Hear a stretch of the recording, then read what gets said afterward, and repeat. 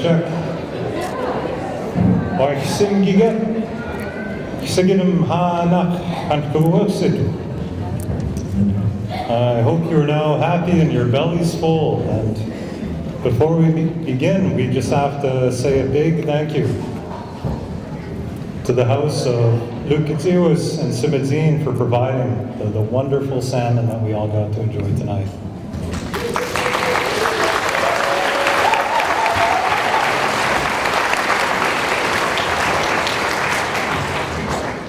And another big thank you to Tony's Takeaway for catering.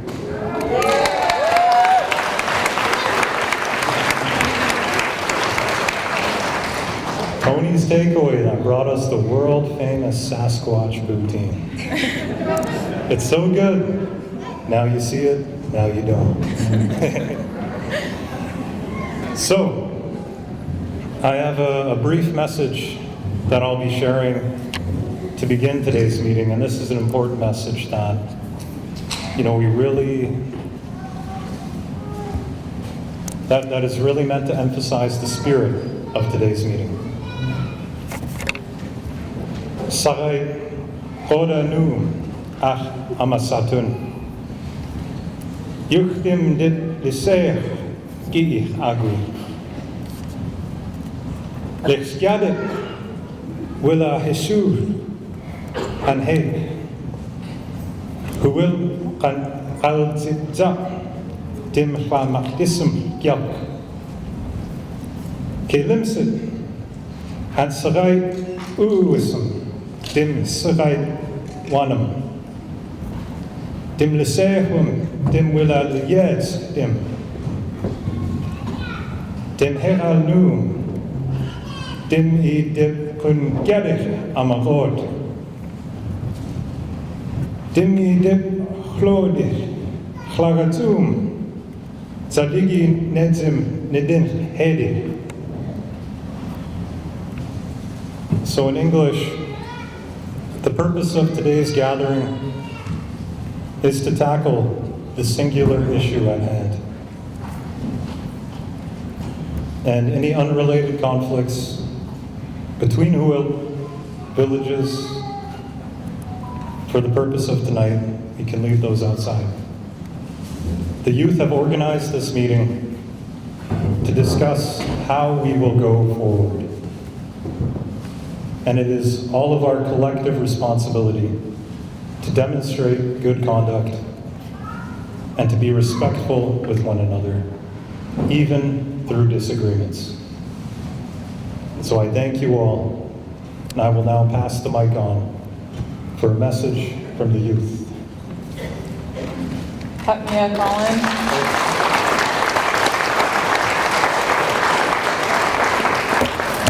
Simgiget, Sigidam Hana, Gilboelza, Denise, Sakudze, Skyze. Hello, my name is Grace Vickers. I'm Heltzig, Haida, and Kitkatla, and alongside me I have Drew Harris. Hi, my name is Drew. I'm also Gitxsan in Wet'suwet'en, and I'm so thankful for everyone to come out today. I don't know if the... Yeah, sorry. All right, for those of you who may not know me, my name is Henri Morgan, Gitxsan and a little bit of Nishka, and I am also one of the organizers. I'm Rochelle Sims. I'm also Gitxsan from Hazelton. We just wanted to leave you all with a message here today from our youth, and we wanted to say, we know it's very easy to focus on our differences and how a lot of the times those differences can separate us. But industry banks on us being separated, and I don't know about everyone here today, but I love proving people wrong. So the youth are calling on you today to look for commonality in one another as we move forward for this discussion and all of our amazing speakers. And we ask that that is done with respect for everyone in this room. Hatmia.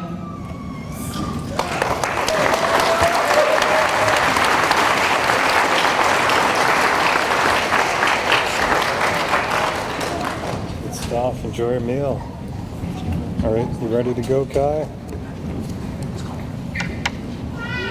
So first up on tonight's agenda, we will be having a PRGT info presentation by Kai Nagata.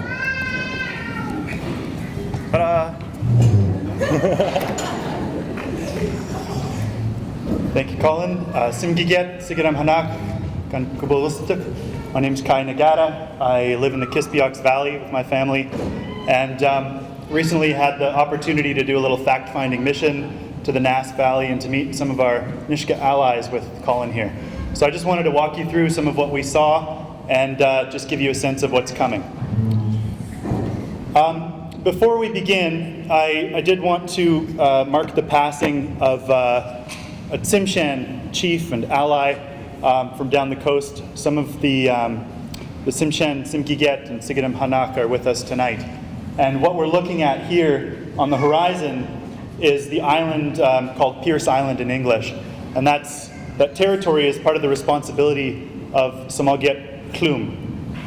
And unfortunately, the man who was holding that title up until now passed away a couple of weeks ago.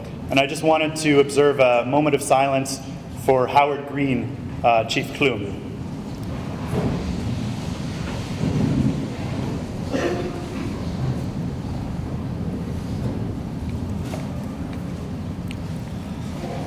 Thank you.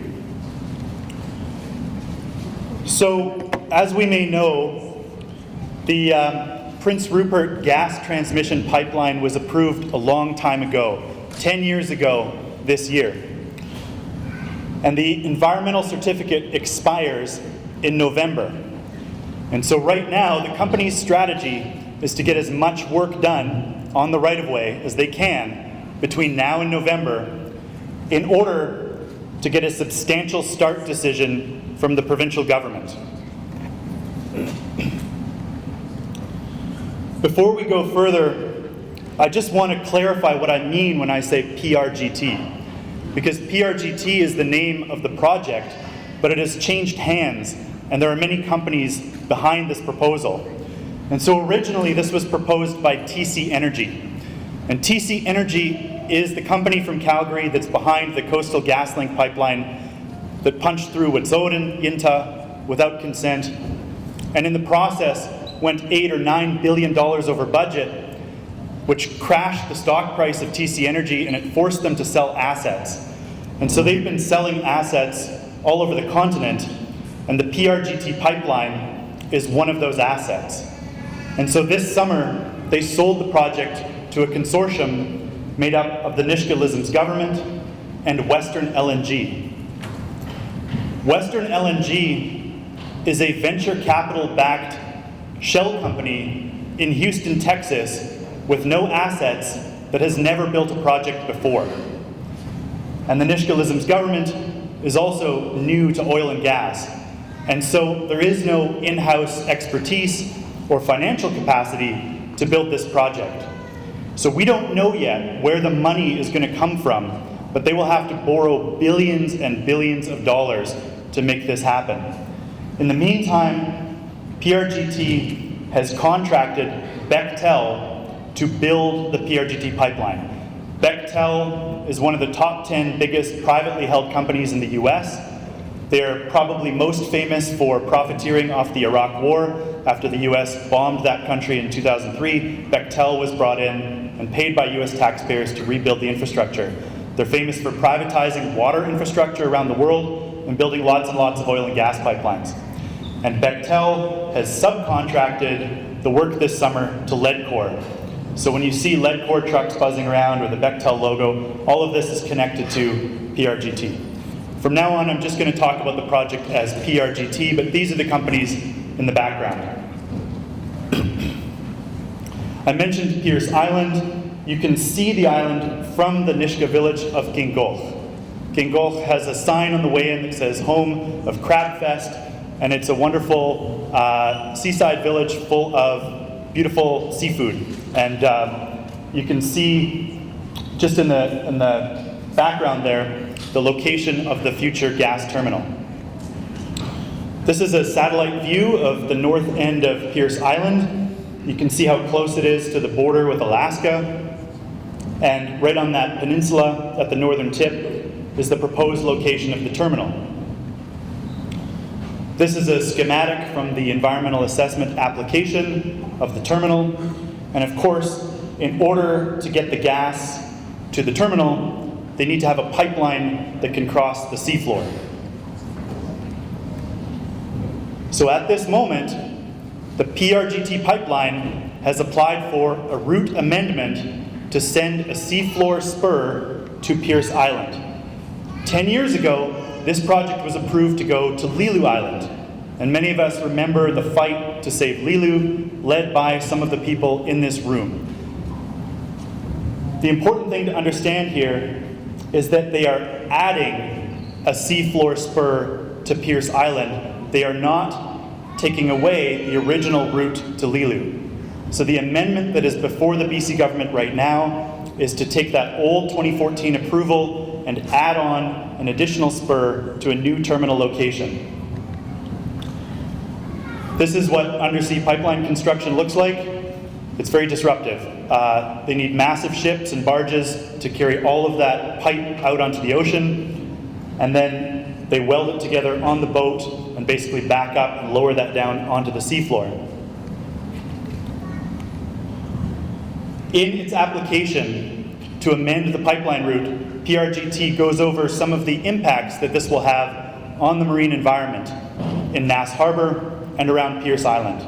All of this is visible from Ginkolch. Halibut and salmon fishing, salmon and ooligan runs, fish migration, quality and health of marine resources. They talk about construction noise impacting marine wildlife, such as porpoises, whales, marine fish. That's because of the blasting that they're going to have to do in order to create the approach off of the shore, the portion that's on land, into the ocean.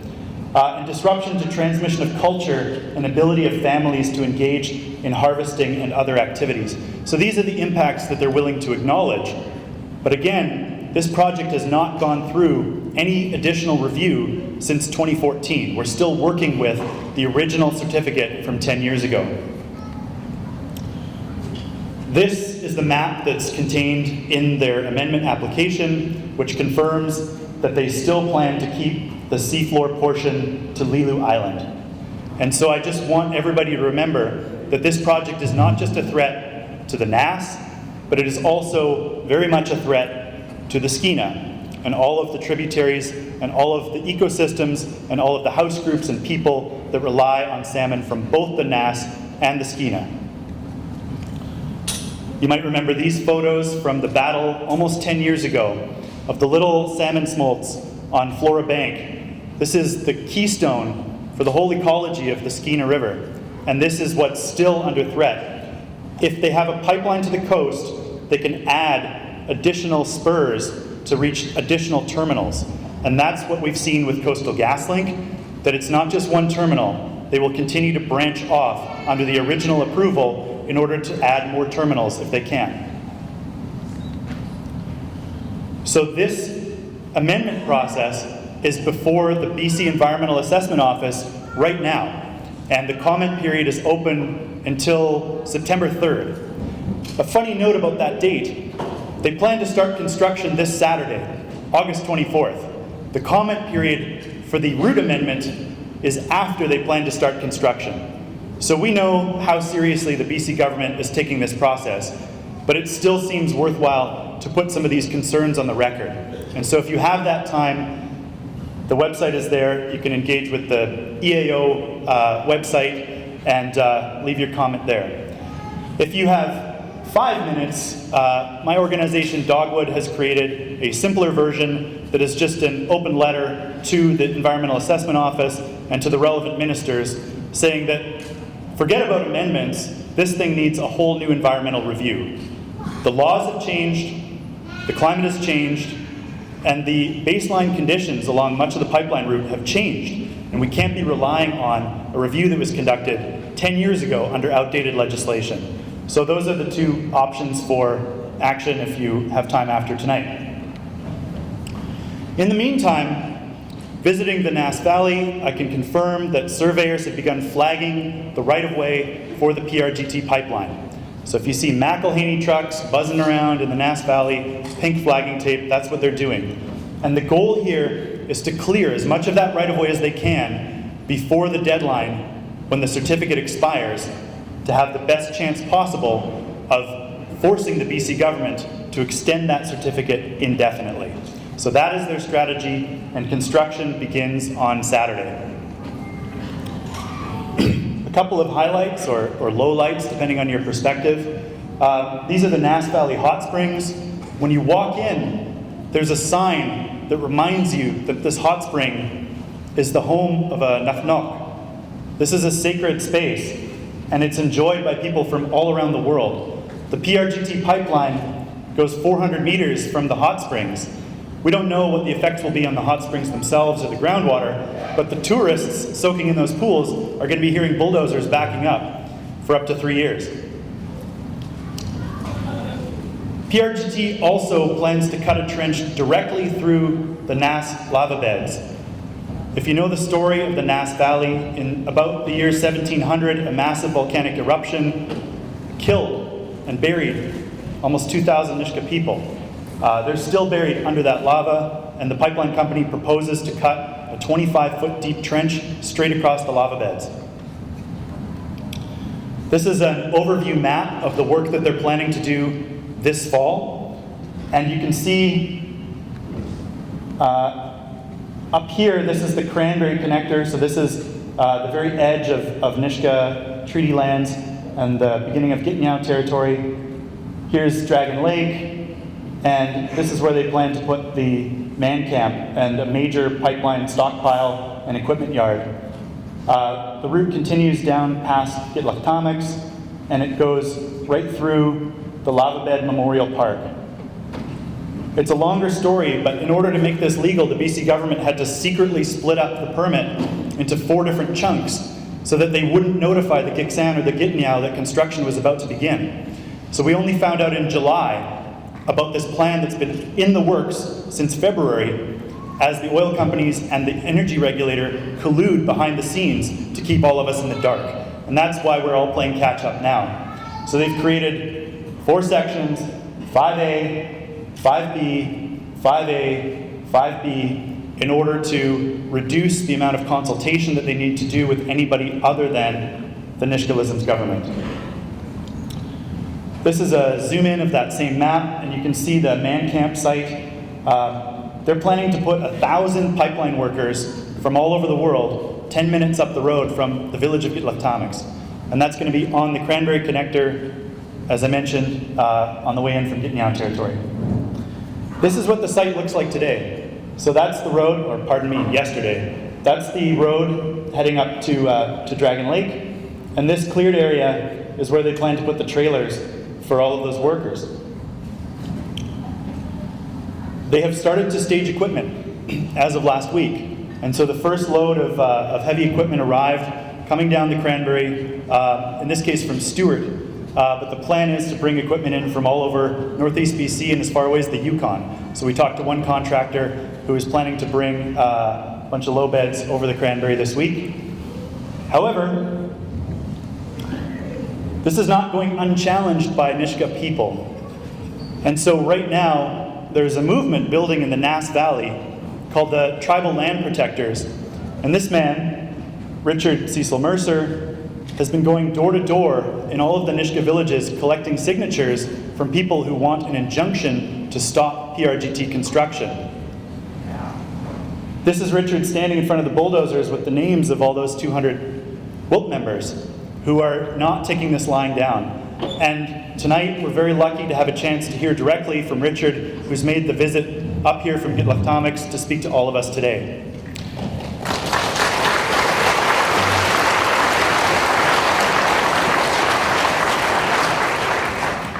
So I'll just close my presentation here by saying that the Tribal Land Protectors in the Nass have just posted a GoFundMe fundraising page in order to help raise money to hire lawyers to explore this legal challenge and the possibility of an injunction. And so if we're at all able in this room to give them a boost, I would suggest going to GoFundMe and looking up the Tribal Land Protectors, and we'll also do a little bit of fundraising here tonight.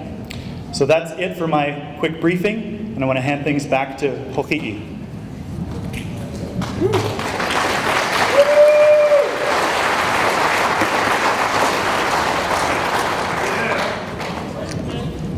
so close, just one bite left.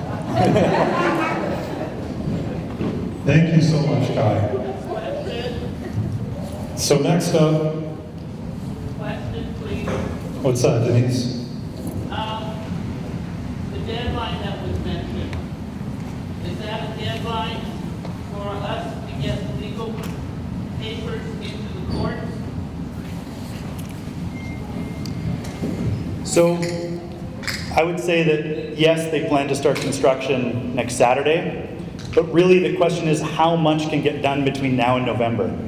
And so I would say it's more important to get it right than to try to be quick. In other words, yes, there are legal challenges in the works, but we have to make sure that all of our I's are dotted and our T's are crossed before filing that with the courts. If some construction happens along the right-of-way this fall, the question that will be in front of the politicians later this year is whether that constitutes a substantial start. And the less they get built, whether through direct action or through court challenges, the harder it will be for BC to say with a straight face that yes, this project is past the point of no return.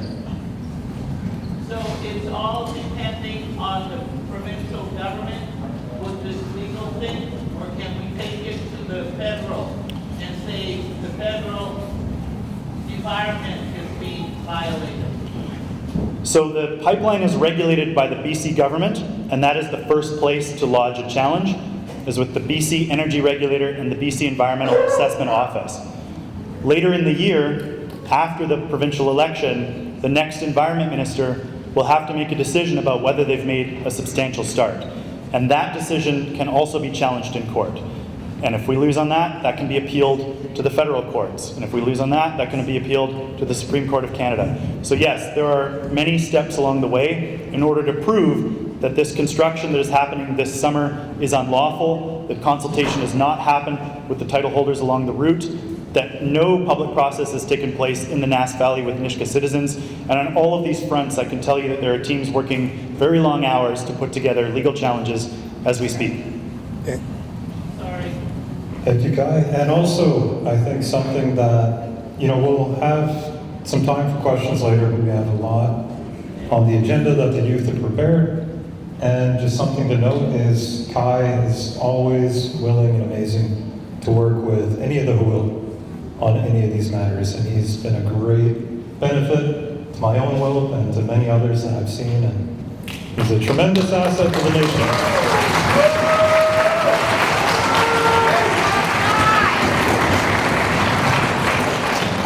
And another note specifically for my, when we were over there, the Nisga'a were already talking about trying to adopt them, so we should get. I'm not trying to start a war here. We'll have open bidding later. So now, I would like to invite up Taylor Whale and Patience Maldo. Okay. Maybe, yes, true. So, Kai mentioned that we have a very special guest and good friend of ours here tonight. So, I would like to call up Masagan of Wilkes Duke, Richard Cecil Mercer.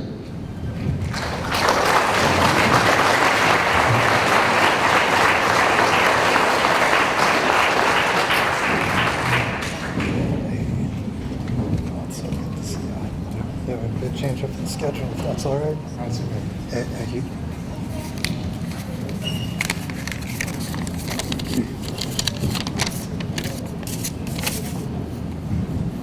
Syndicat, Sigrana, Gun Schools, Nuam Gadi, Wilda, Wilp Siwalas. I am happy to be in the House of Learning. You have great speakers here. You have great leaders. And thank Colin for the welcome, and Kai and the Skeena Watershed for their support. And I thank the community for the support you're showing, is the support that our community members have towards this also. We're still new to this getting together. We're all a little misinformed up there. in our communities by our government, by our fathers and mothers in that government.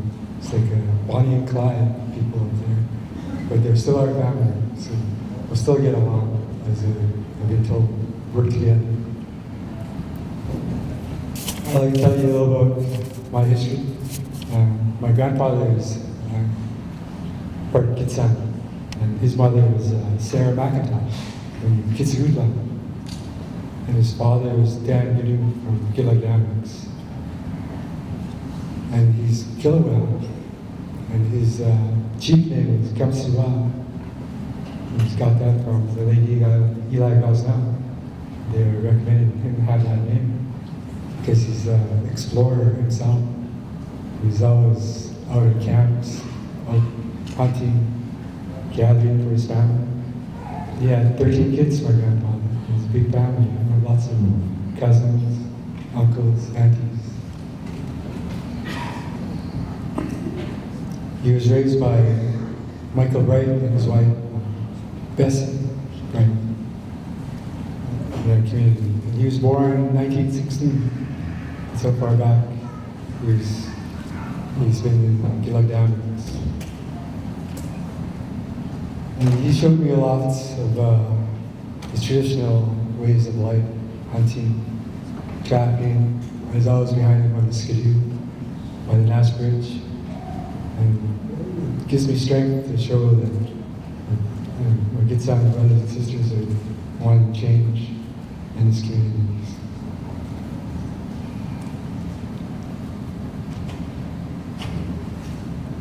We have support from all 4 communities, from Kinkola, Lax'yip, Gitxsan, and Gilagdamix. We're all coming together as the tribal members to protect our land. And then in the future, we'll do the same thing, stand up to our own government and industry. This is new to our people, new to me. But I just figured I had to step up and do something to get our people together, to show we have strength in numbers. We have a long ways to go. This will be one, I guarantee you, we're going to come out successful.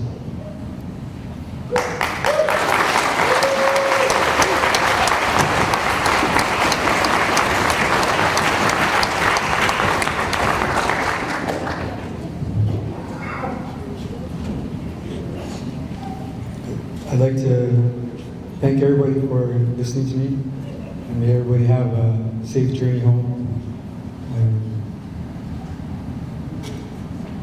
I'll chat with you again. Thank you.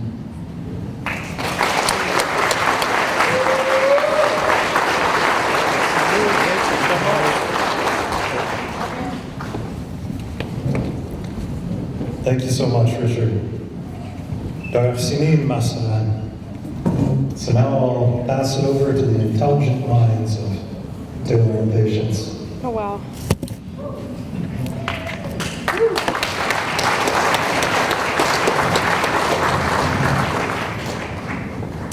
Simgiget, Sigidamanak, Anis Buoxit, Toexinista Mobaxen, Dumanza, Wae, Hopes Point, Lachbu Budekai. For those that know me, my name is Taylor Whale. I am Lakibu Wolfman from the House of Point. I see some family here, which makes me feel really good standing up here to see you all showing up, so thanks for coming. In my professional role as a salmon biologist, I work for Gitxsan Watershed Authorities, and my specialty is kind of in habitat restoration, selective salmon fisheries, and I get to do a lot of work with the youth. So I'm going to introduce Patience, who actually started out years ago as a summer student that I got to work with, and she's just grown up to be this really badass, brilliant young person that I get to call a co-worker now. So handing over to Patience.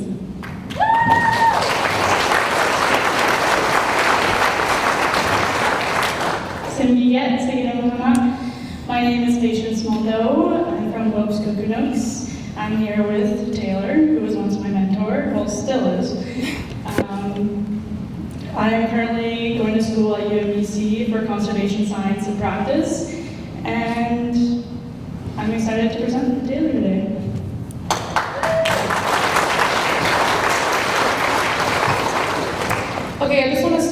was saying that there is so much contextualized information that we could and should be sharing today. However, I think the power of this meeting is leaving lots of time and space for the youth to be heard and share some of their thoughts and feelings around the territories and this pipeline and what it all means. So just as a caveat, like I'm always down to meet up and chat outside of this, but we're going to try and be really, or at least as concise as we possibly can, and leave room for questions, hopefully. So for the sake of today, we'll just attempt to give you a bit of a snapshot of the most relevant information that we have access to through our data monitoring programs, through GWA and Skeena Fisheries Commission, who Patience is representing, and hopefully get us all on the same page with where the environment is at, where our vulnerabilities lie, and offer some pathways forward or ideas for us to improve conditions of our lived environments rather than exacerbate the conditions of the climate crisis that we're already experiencing. So starting with our widest perspective being the environment and the wildlife, and working our way down into the details of key concerns around this particular proposed pipeline and why it matters for us to make a lot of noise right now as a collective and start working together in prioritizing what are arguably our most crucial building blocks as Gitxsan, being the water and the hun. Patience and I are also, as we mentioned, both young Gitxsan people in our own right, so at some points we'll take our technical hats off and speak from the heart, which I think is most importantly the core purpose of today's meeting. And this photo right here actually speaks to that. This is a photo of Patience in her first year as a summer student with us. We visited her territory and a lot of your territories. This is Upper Shabunya River, which is going to be one of the proposed water crossings within our Lax'yip. And then one final setting stage piece, I just want to give a massive shout out to all the young people in the room that were brave enough to show up, who agreed to come and speak, who just stepped up and are so willing to stand together in this fight that is for all of us. So good work, everybody. Let's get started.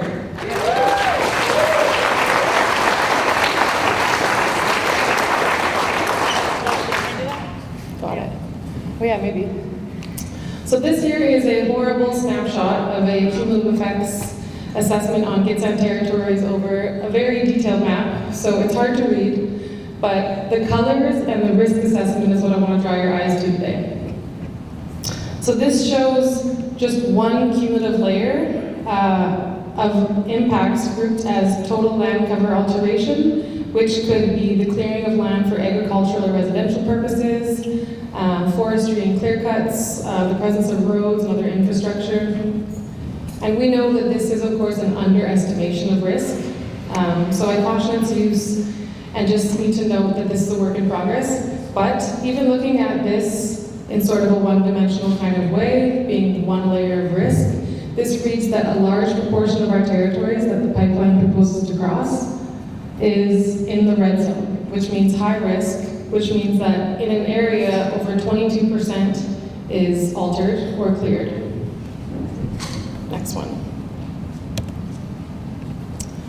So now we've zoomed in to see a little bit better the PRGT as Kai defined pipeline in black. Are you able to point to that? It's kind of like crossing through the middle, and then the pink line above the top was the Enbridge line that we had to waste a lot of time with over the last year.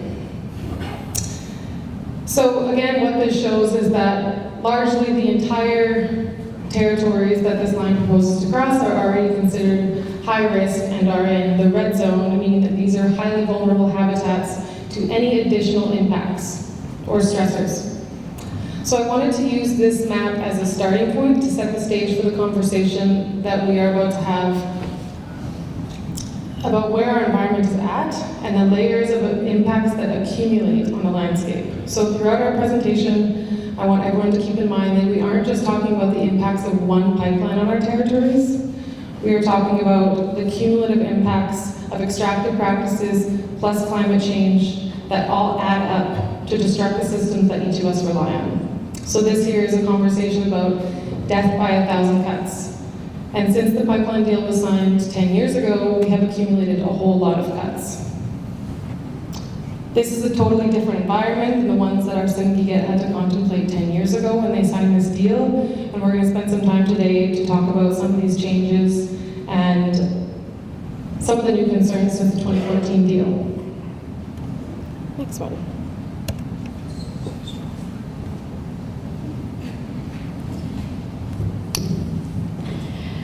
We can start by talking about environmental changes since the 2014 deal. Let's start with drought. Over the last while, we witnessed a change from a snow-dominated hydrological system to a rain-dominated hydrology or hydrograph. This means less water storage, more flashy systems, with a more lengthy period of drought during the majority of the adult salmon migration period. Last year, in the Kispioks, we experienced a level 5 drought. Can I see a show of hands? How many people remember what the Kispioks looked like last year? See, there's quite a few of us. Have you guys taken a look at it recently? Oh yeah, it's pretty low. This photo here is an image taken in August of 2023 on Club Creek, which is typically one of our major sockeye spawning locations up near Swan Lake. You guys see that? It's pretty low. For fish traveling for weeks upstream in warm waters to arrive here, you can imagine how successful the spawn was not in 2023 and will likely not be again this year. Despite us seeing good sockeye returns in the Skeena, which are mostly 4-year-olds when they return home, a number of streams in the Kispioks should be typically housing a large numbers of fish and ran dry during the months of adult salmon returns in both 2023 and this current summer. This year, due to current drought conditions and the extreme warm water temperatures, as of last Thursday, the Kispioks is closed to recreational salmon fishing, including catch and release, which is the first drought closure in this region. This is a trajectory that we have not yet seen. I'm passing on to Taylor. Okay, so impacts of warm water on salmon can add a whole lot of stress accumulation, reduce spawning success, and often just cause straight up mortality. So just like our territories, salmon accumulate units of stress from a variety of sources, and the impact of those stressors are exacerbated by water temperatures. So just to name a few, warm waters will cause increased disease spread, decreased mobility, as fish are unable to migrate past barriers, which increases predation and risk of getting caught from fishers, and will just cause mortality once thresholds for temperature and duration of the exposure to high temperatures is exceeded. So when we talk about temperature, I'm talking about just a few degrees change beyond the normal range can produce catastrophic mortality for sockeye populations and other salmon. When our watersheds are properly maintained, on the other hand, fish can adapt and find refuge in accessible cold waters, such as cold lakes or streams, or densely covered streams with lots of vegetation, or sources of groundwater, which we've been able to identify through another program that patients will talk about next.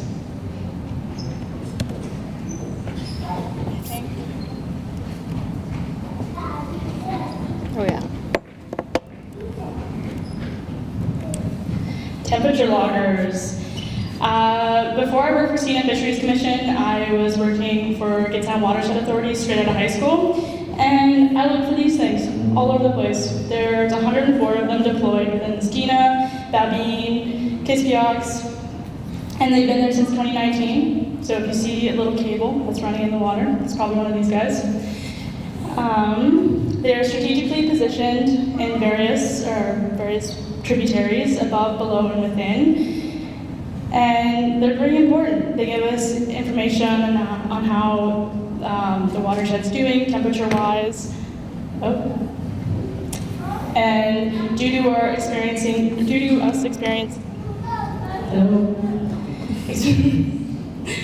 low water, these guys have been coming out of the water, and which is not good because it messes up our data.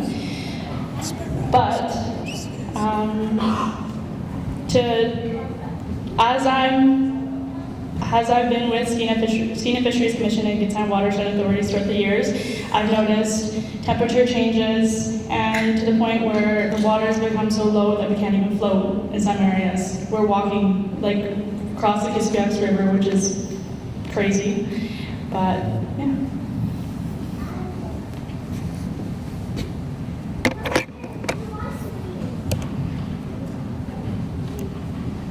Oops, one sec.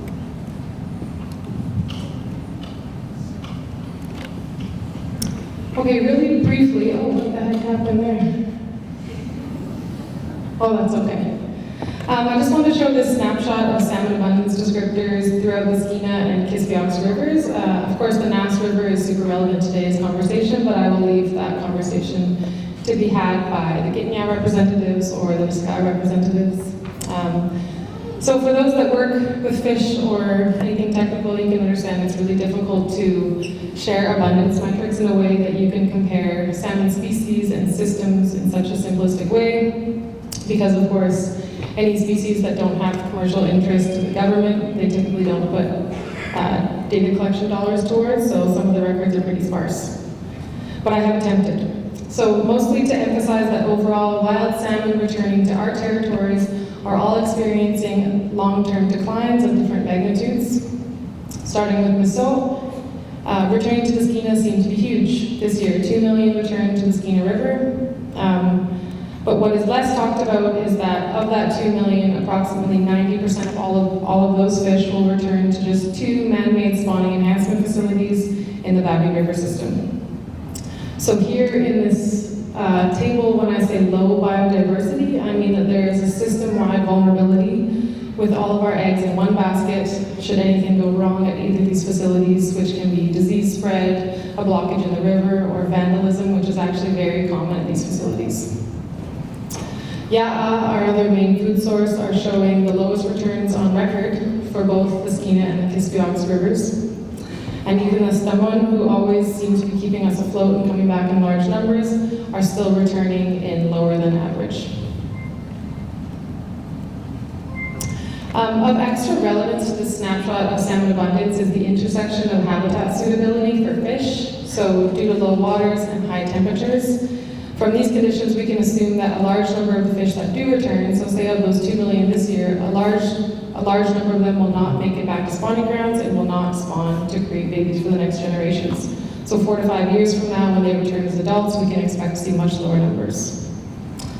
I think that it's also important to note here that a number of streams that house these really critical salmon species are proposed as crossings for this PRGT line.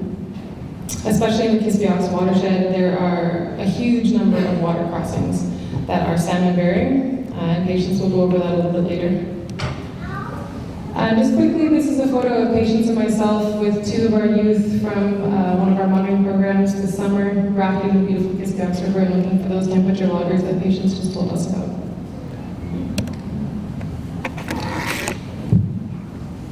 Okay, Kispiox sockeye recovery. After a whole lot of monitoring and data analysis, it's been determined that Kispiox sockeye are a threatened species, or in the red zone in terms of urgency to rebuild these species. So GWA, in collaboration with a whole bunch of different organizations and WILP, are working on a sockeye rebuilding plan to address the limiting factors for the species.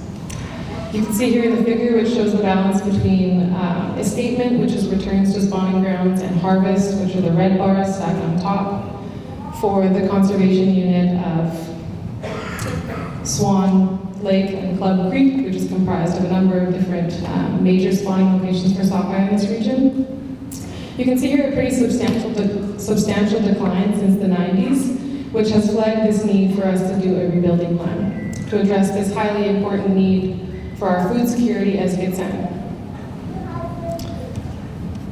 There is so much more to say here about salmon numbers and what we need to do to rebuild these.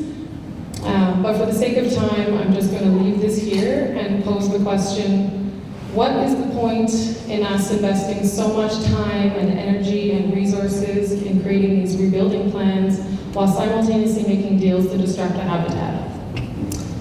This is a point where I'll take off my technical hat and just share some frustrations of being like a young Gitxsan person working in this environment. Because as Grace mentioned, it feels like these companies divide us, isolate us, and keep us busy doing all of these conflicting activities just so that we are distracted and burnt out when the time comes that they want to force extractive industries through their territories. I think this is just such a waste of time and a waste of talent for us as a nation. And just think of how much we could actually get done if we were on the same page and we're working towards the same things.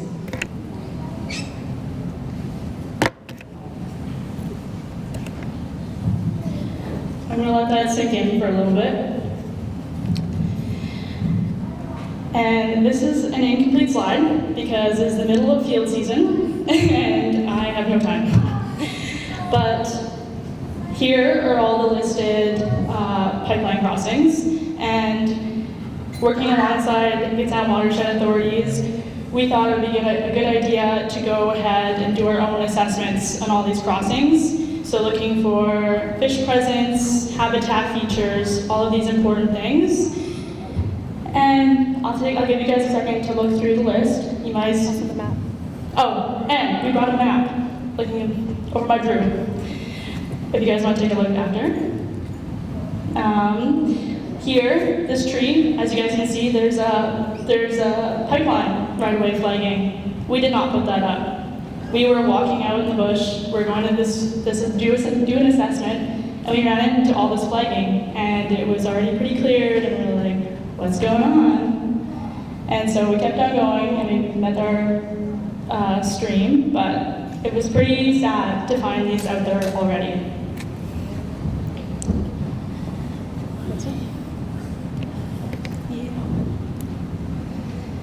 Okay, listed here is a summary of all the features required at each site. All sites were accessible by road, except for Ironside Creek, which was accessible by helicopter. So at each site, we completed LiDAR, which is droning. Too bad Tim Wilson wasn't here. Haley is. A cabin survey, a KICnet sample for aquatic invertebrates, temperature logger install, water samples, stream discharge measurement, pebble count, electrofishing and species identification, and habitat features. These are all important for having a baseline and knowing what is there before anything goes through.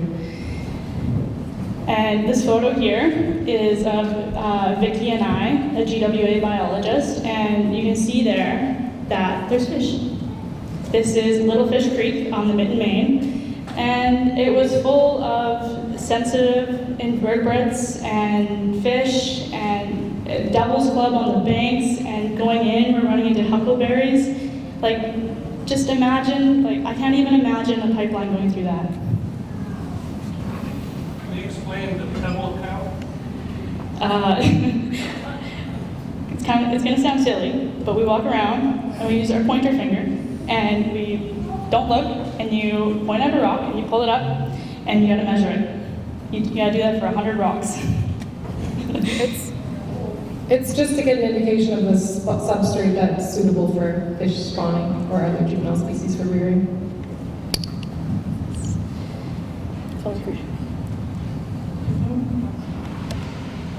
Okay.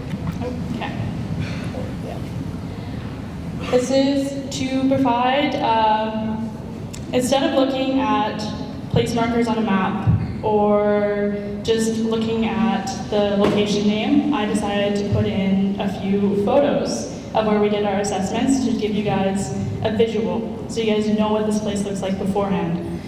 So this is Cullen Creek. There was tons of wildlife sign, culturally significant plants, and aquatic invertebrates and bivalves that were present that are they're so sensitive to low dissolved oxygen levels and increased sedimentation. You can just look at the photos.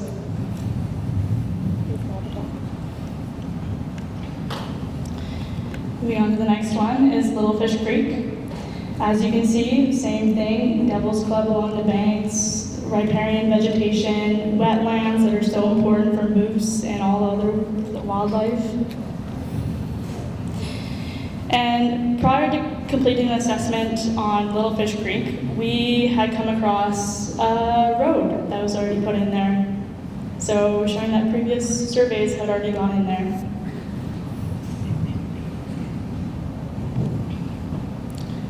Next one is Beaver Lodge Creek. There are salmon and trout species present. There were lower than normal flows and dense riparian vegetation. Can anyone name the fish species up there?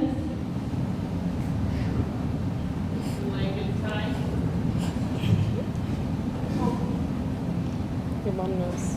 My mom knows.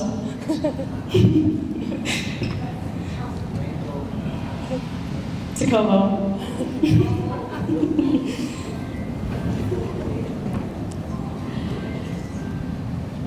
Next one. Okay, reason for the assessments.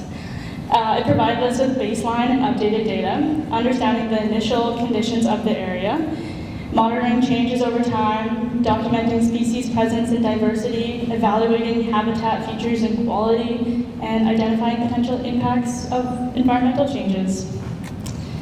Yeah. Pass on to Taylor. Okay, in terms of the impacts of this pipeline to fish in our environment, I'm going to be grouping concerns based off of two major impact areas. The first being Gitxsan Lax'yip and all of the pipe construction therein, as well as the terminal sites, two at the Nass River Estuary and the Skeena River Estuary. Because of course water flows and fish migrate, so all of this line affects us. Notice that I'm not going to take a lot of time in this section to talk about the impacts of climate directly related to this pipeline, which are hugely, hugely important. But Tara Marsden is in the room and she'll be presenting after me, and she's the pro, so we'll just leave that to her.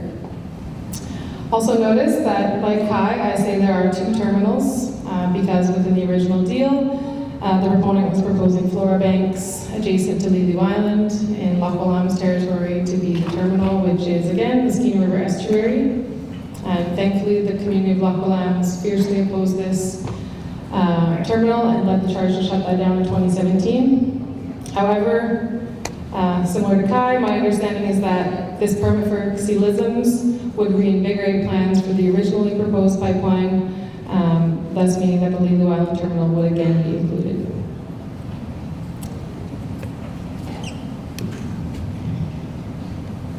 For those that don't know, an estuary is a nutrient-rich mixing zone between the freshwater and ocean environments that exist at the mouth of the river, the Skeena River.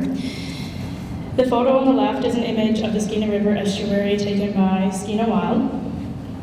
This is a super important zone for wild salmon and steelhead as the juveniles arrive here as they journey from our rivers and work their way out to the ocean to grow into adults before returning. Switching from freshwater to saltwater environment requires a whole lot of internal adaptation in their tiny bodies. So these estuary environments are major key for juveniles to adjust to their new environment. This is super valuable and intricate to life stages for salmon and other migratory species, thus crucial for us to protect. So I'll start with concerns about coelacanths, which are outlined in a newsletter, which were passed around by Shauna, so they should be on some tables. If you have one of those GWA newsletters, could you raise your hand or wave it in the air? There should be about 20 of them. No, it's a white one, yep. It's a white copy, thank you. So within that newsletter, there is a letter written by GWA and Skeena Fisheries Commission to the Environmental Assessment Office back in November of 2023 during the public comment period for that pipeline. So what I'm going to talk about in terms of impacts to fish and fish habitat is detailed in that letter. So please do take a read of that, but I'm going to also just share some notes because I have the mic. So coelacanths project is located 8 kilometers from the main flow of water originating from the Nass River. 5 of the Pacific salmon species were confirmed to be using the rearing habitat within the project area. They were found in both the intertidal habitat and the subtidal habitat, and salmonids were one of the species found in highest densities within the project area.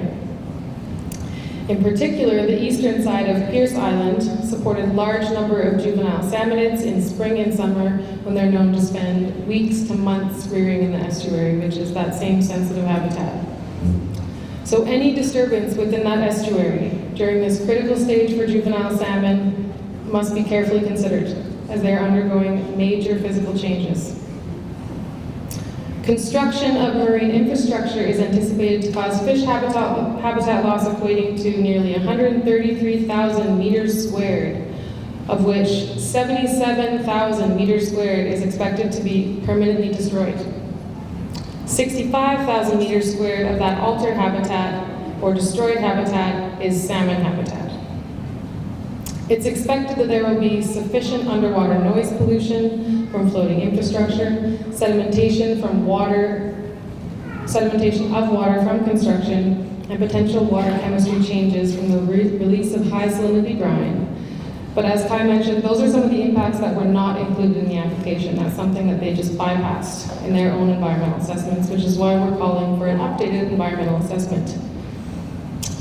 So those impacts are proposed to be mitigated with 91,000 meters squared of fish habitat offsetting, which is where you create additional habitat. So the problem with this offsetting of habitat is that they are changing existing undisturbed functional habitat and converting it to a higher value habitat, in turn, which is trading in natural and functional habitat for artificial habitat that we don't know if it will be used or if it will be functional. So that's just insufficient. I should also note that the letter that was in that newsletter is written by all of us at GWA and SFC, but mostly Kyla Warren, who's a really brilliant SFC biologist, and she used to work at the Environmental Assessment Office, so everything that is written in there is quite sound and reliable for anyone that has legal work to lean on. Some of these resources, that's a good one to reference.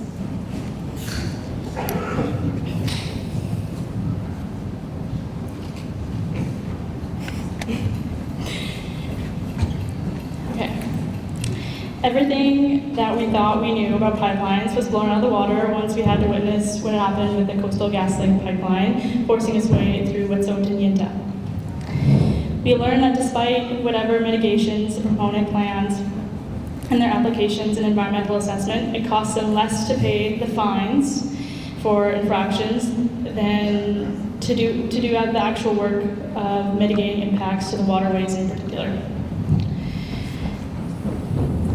This image here on the right is Maurice River below the Gosnell Creek crossing after a major infraction from CGL that resulted in all of this sediment input into the water. Note that the same day the river right above the Gosnell Creek crossing was completely clear. One of the major impacts of this pipeline construction through the waterways is the introduction of mass sediments which choke adults or smother spawning reds, among other things.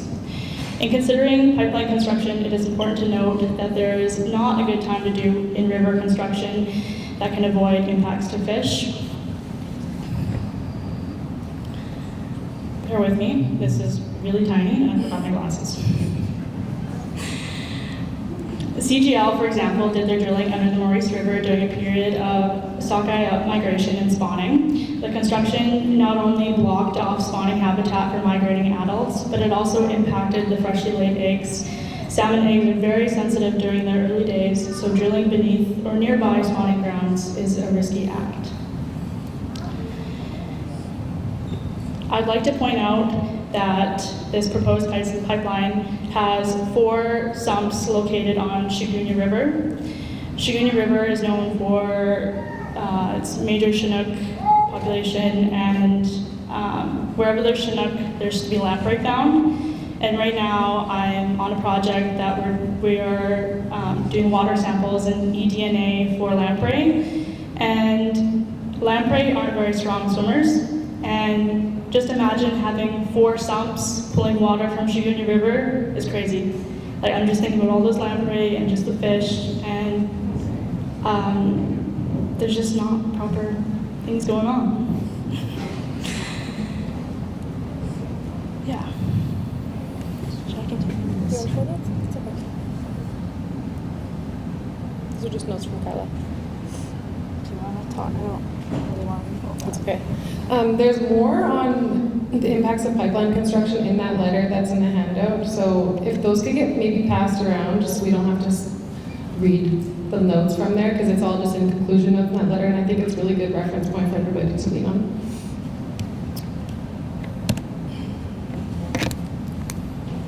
Okay, so the one positive piece of our presentation after all of this fear-mongering, what can we do? Pathways forward. What can we do in terms of technical or environmental advocacy work? If we're looking to meet the immediacy, which we are, because construction is happening this Saturday, the most important thing that we can do is demand an updated environmental assessment, which is missing from this proposal since the terminal route has changed.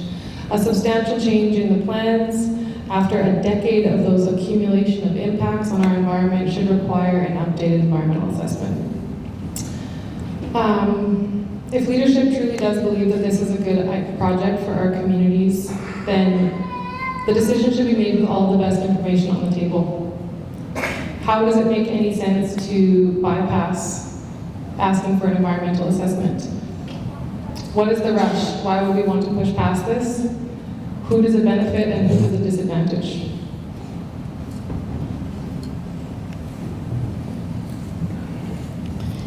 There are some things that we are already doing and working on, such as habitat restoration. This is a huge need over our territories, and something positive that we can continue to do to rebuild resiliency of our habitats and wildlife species.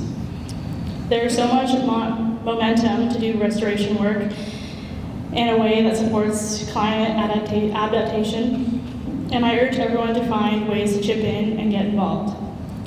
Drought management work is ongoing, but there's still so much to do. Learning how to work together again towards our urgent needs, such as like managing for drought and fire, is such a positive investment back into our communities. Things to work toward. Some ideas that our team has, but not necessarily the capacity to do all the time, is prioritize cultural heritage assessments. If you have grant writing skills or technical skills, work with host groups to support them to gather their data and protect it. Knowing the history of the land gives us so much power. If you don't have elders to learn from, the stories are right there marked on the land for you to go and learn from. Delgamuukh and Darlene Bay have actually just finished a book. Some copies are in the room? Should be. On the cultural heritage found across the Skeena River from Hudson Creek, the proposed crossing in Bridge Slate.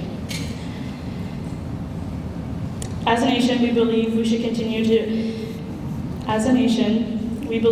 that we should continue to get better at sharing information and data across our Gitxsan organizations and be more transparent with land use planning especially. And finally, something that is in dire need is wildlife assessments. A huge gap in our territories. Typically, wildlife data are collected by the government, and their methods are insufficient, and it gives us power to collect and house our own data sets.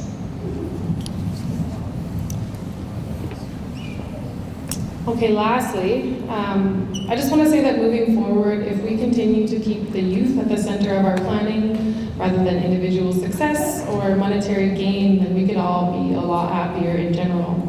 So for this last slide, I chose this photo of Haley Wilson. Thank you for letting me use this photo.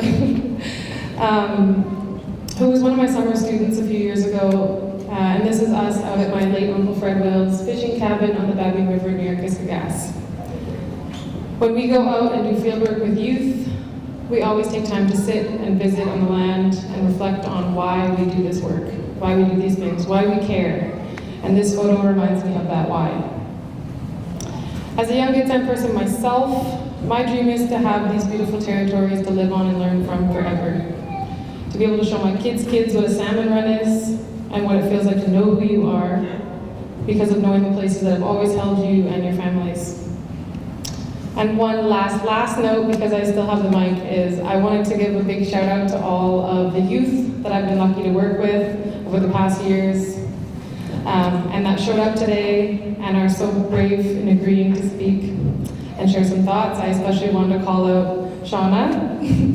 I put you on the spot, who is an awesome, brilliant young person who I get to work with in the past 2 years. And she's going to be on the youth panel, so good job, youth. Super proud of you.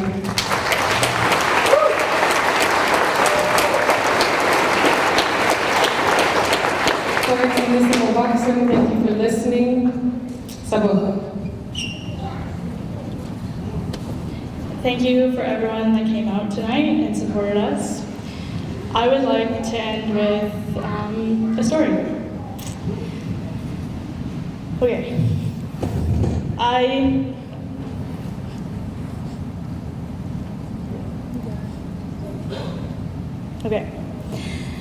I got my first 22 at the age of 4.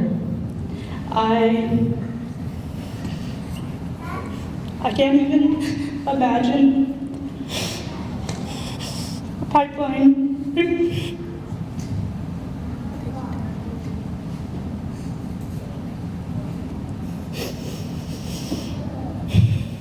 I can't even imagine a pipeline going through places where I've shot my first moose, where I've shot my first grips.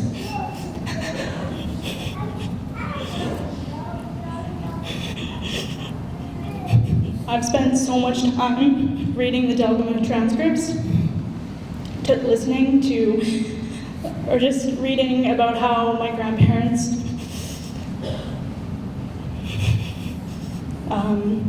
hunted and provided on the land. So even the thought of this destructive pipeline going through, I can't imagine it. For example, this weekend, I went out on Chigunya River, where there's a crossing, where there's 4 sumps planned to be, and I smudged with mongoose, and I went for a dip. Now, I can't even imagine a pipeline going through that. I wouldn't feel safe going on my territory. So, just let that sink in.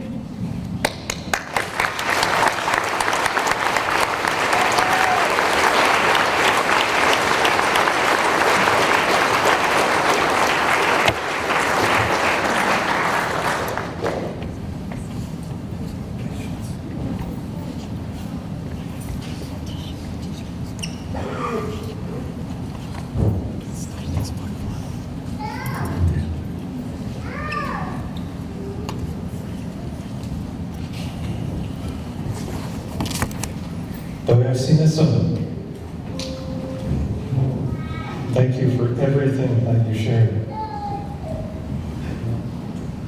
So it takes courage. And so I'm grateful to all of the Sindiget and Sigadam Hanat who decided to be here, to listen to what needs to be shared.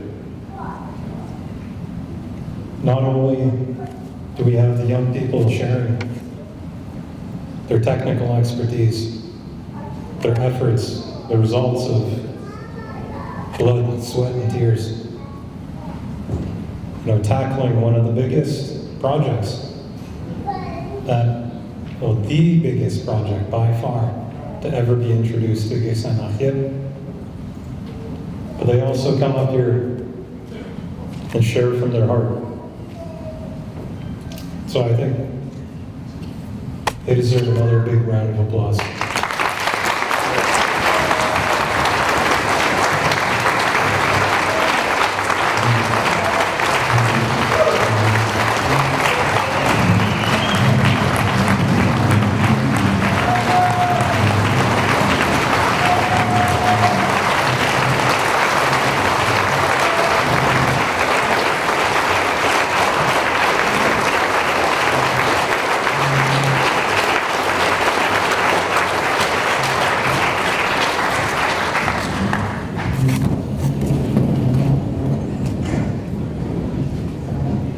It is beautiful to see a nation uplift the young ones. You know, Taylor and I were joking earlier, do we still count as young? But I think so. When we were thinking in terms, are we ex-youth, formerly young? No, we're in early 30s. I think we still make the cut. But speaking of,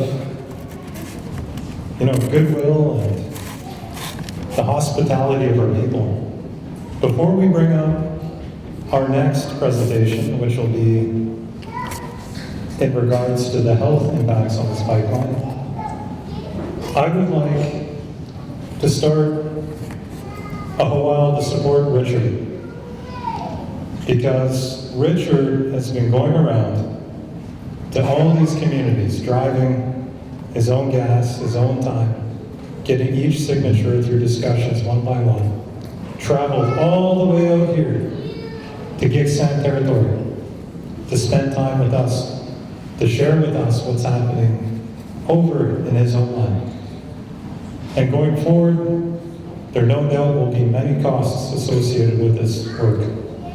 You know, whether that's legal costs, whether that's just the costs of organizing meetings like this, or simply taking time to enjoy food with family.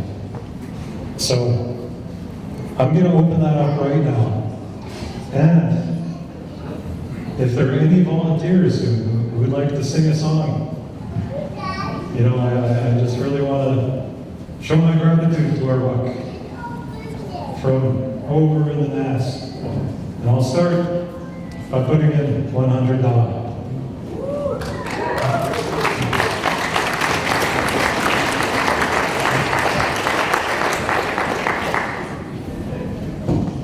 Hey, $10. Thank you, Michael. Another 100.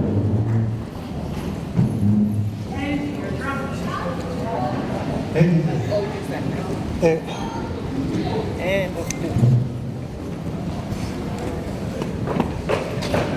Do you want a bag or something?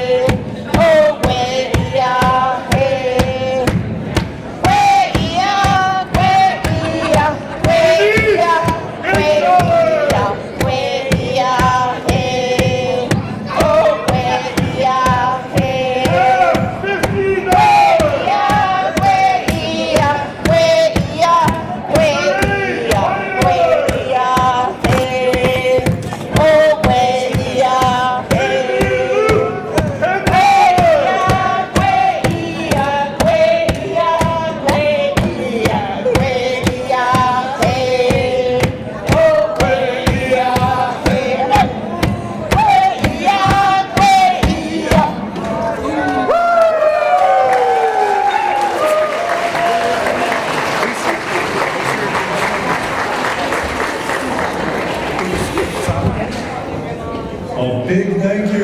Apalaksa, Painu Banao, Uksum Ta. You made that a very beautiful. So, well, it gets counted up. We have a very special guest, one of our relatives from downriver. And I would like to welcome up here Samoyed Yahan of the Gitwil Gyos.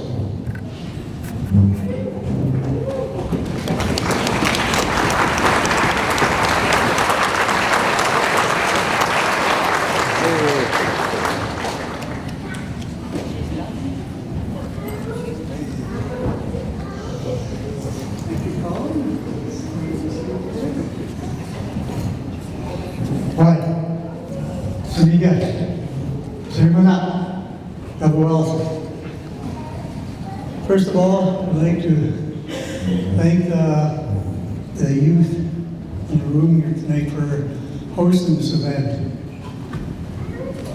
We've been on Needle Island back in 2015.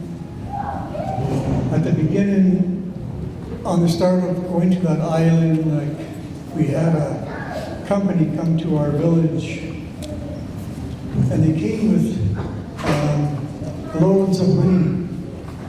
They offered my people $1.4 billion over a 40-year period.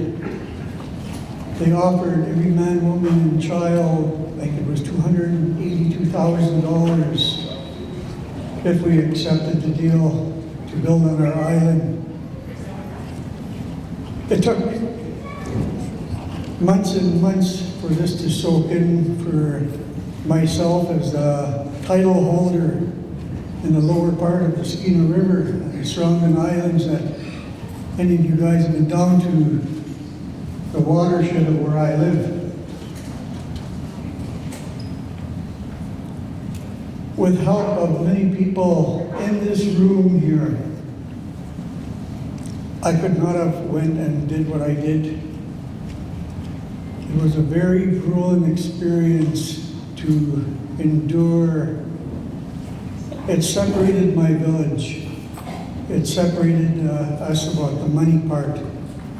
The politics, the families were split even today. We took the federal and provincial governments with my band council to court over who has the right to govern the land. In my eyes and my upbringing of where I came from, using the land and living on the land with my father and my mother, I knew about what it's like to live off the land, trapping. My family was born in Port Essington on the Oxtal River, and my parents grew up in Sunnyside, Canada. I think a lot of people are familiar with that area. But what I see here today is a movement, that's something that I couldn't get going in my own hometown. I was kind of, I had to take a step back where I sat there because there's 9 different tribes in my village, 9 different families, and we don't see eye to eye when it comes to holdings of land. We don't have very many chiefs that have feasted in my village. I am one of few. We lost a valuable member last week. We buried him yesterday. We took him up for his last ride up into the Nass River during the summit we had in Prince Rupert. Little did we know that was his last ride, and we went by this one of these rivers. And I've always been past that river during the peak run, and I was so overwhelmed to see the Quinnamas River. It was boiling with sockeye. And this river is being trying to be claimed by the Nisga's. The Niskas have gone into our territory and tried to take this river, which was not under agreement. We've dealt with them over the past 2 years with court injunctions trying to stop the proceed of them building on Pierce Island, which is outside their agreement. That island belongs to my people. It belongs to the Gitxsan tribe. We still have a handle on that island. We never gave it up, and we're not going to give it up. I'm up here to support every one of you in this room here. What happens to you up here happens to me. So I don't take this very lightly. I retired a couple of years ago from fishing, and it was a great mistake, like I'm not ready for retirement. And I went back fishing this summer to see the love of what I do, and what I noticed this summer was a different sockeye in the ocean. I guess, I don't know if you guys are getting busy at night here, but the sockeye we're getting down on the coast here this year, it's like a 9-pound average, and they look like dog salmon, majority of the fish. So we don't know where that fish came from. To take on provincial and federal governments, local band councils if you have bad ones, chiefs if you have bad chiefs. Not all of us are for sale. I was offered a lot of money to get off of Lilo Island. I was catered by the Premier of this province to go over to Kuala Lumpur to meet with the President of Petronas at that time, and I refused to go. They wanted to take a photo op with me, and they would have said, he's agreeing to the project. That's all you need, is a picture in a room of somebody of stature. I know there's a lot of in-house fighting along the Skeena River. I know what's going on in the Wet'suwet'en territory. I take my hat off to you, young man, for what you're doing. You're a very brave soul to do what you're doing. I was put out to pasture in my village. I was shunned in my village. I had no support from my village, from the other tribes. Only the people that lived off reserve came. I was so fortunate to have the Gitxsan and the Wet'suwet'en chiefs come down to Lilo Island, I think it was on the 3rd week, to support our cause. And I didn't think I was ever going to get back into this game here. I lost my son to this island here over what happened. He committed suicide. So when you see me up here talking like this, I talk up here with passion. I could have said, fuck you to that island and walked away and took the money. But I'm not shallow. I have a life on the ocean. My family has had a life on the ocean. And today, talking in front of you today, I really hope and I pray that, the strong movement of the young people on this place will endure. Thank you.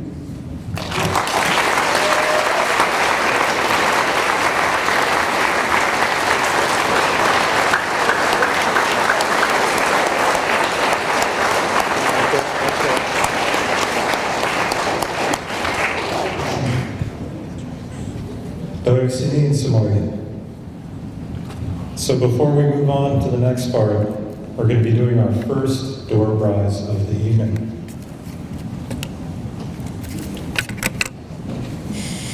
One $50 gift card.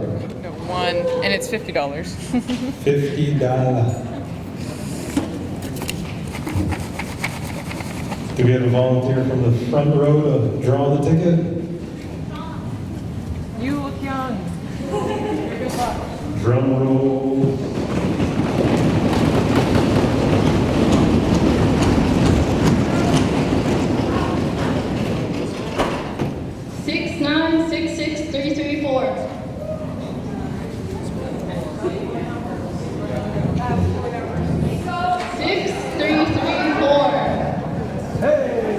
I heard a bingo in the back. Congratulations.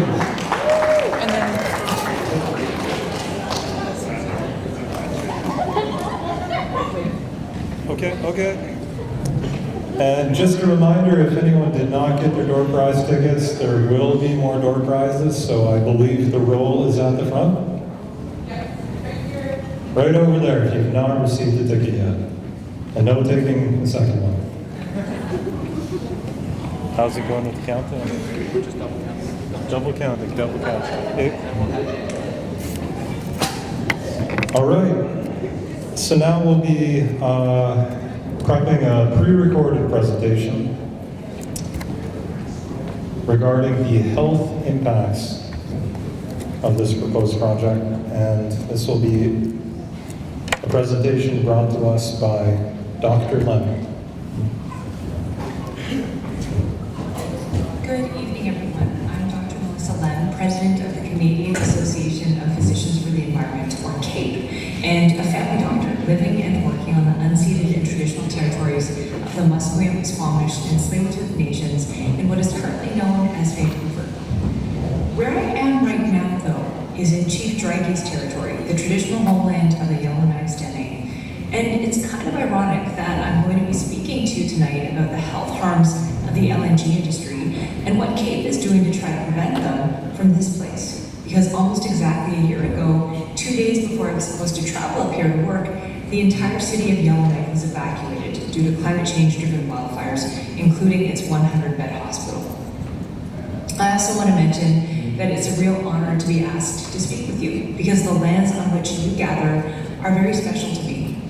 My first job straight out of residency was as a family doctor at Rinch Memorial Hospital, where I lived, hiked, harvested berries, ate the fish, and connected with many people, some of whom are probably in the audience today.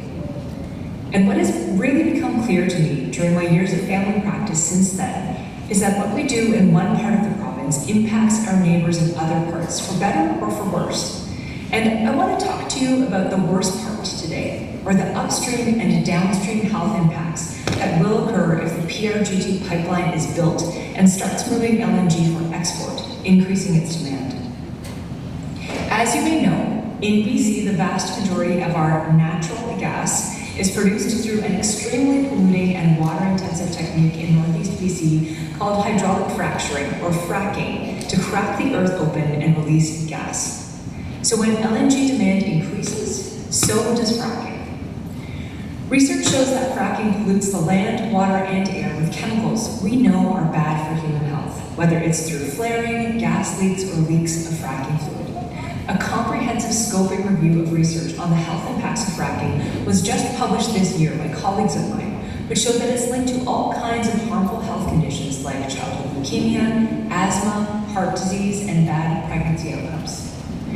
And doctors in the Peace region themselves have been telling CAPE stories for years about what they've seen in their own patients, friends, family members, and colleagues, from fatal lung disease to rare tumors and cancers. They told us that at least 7 doctors have closed their practices and moved their families away from Dawson Creek, where fracking is rampant, privately identifying the health and community impacts they've seen of the LNG industry as their main reasons for leaving. In a town that needs about 15 family doctors to share staffing in the emergency department and provide primary care, this represents almost half of the workforce. I'm sure many of you have heard about the unprecedented numbers of ER closures this year, particularly in Northern Health. And this LNG industry, by scaring doctors away, is probably contributing to it. Because of its health and environmental risks, fracking bans or moratoria have been legislated in Quebec, New Brunswick, Nova Scotia, and Newfoundland and Labrador, in addition to 7 US states and 11 countries. So the question is, why isn't it banned here too? Research also demonstrates very high social costs of the LNG industry.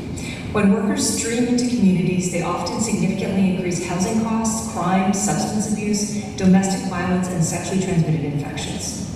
Social cohesion of communities gets disrupted, which worsens mental health issues and people's sense of place and belonging.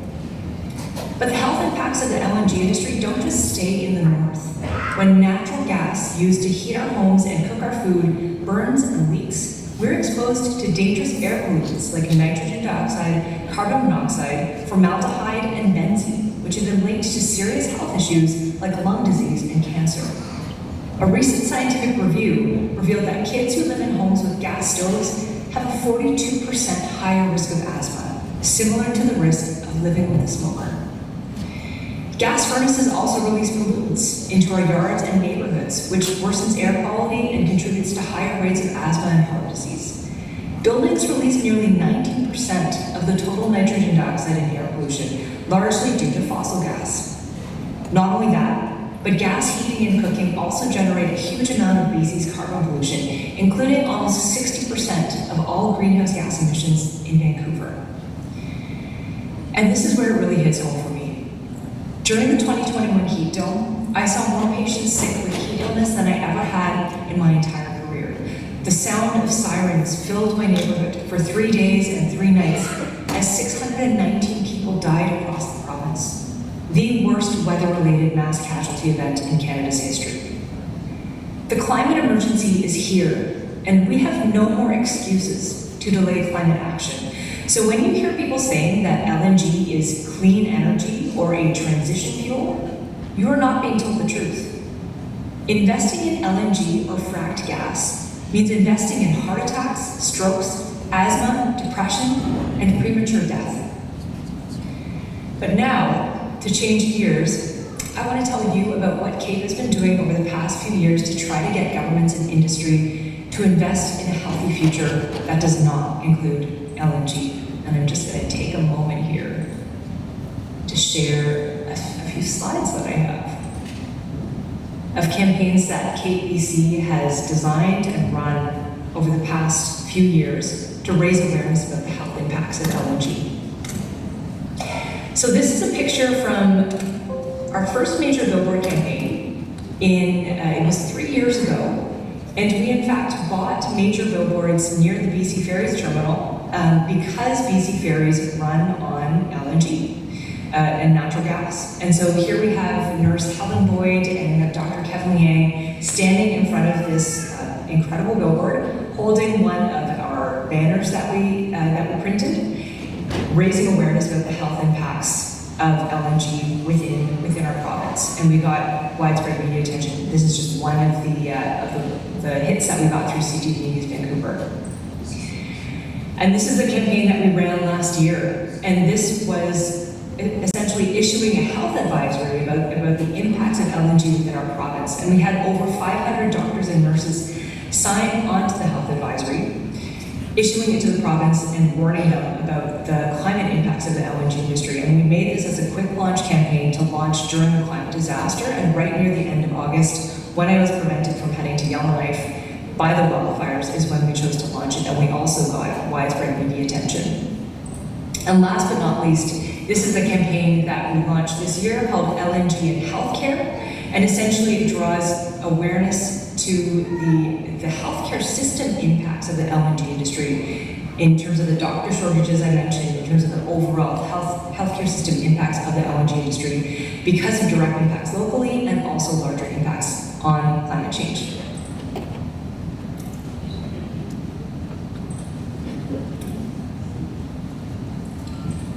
So the healthcare system and health costs of LNG are immense and rising.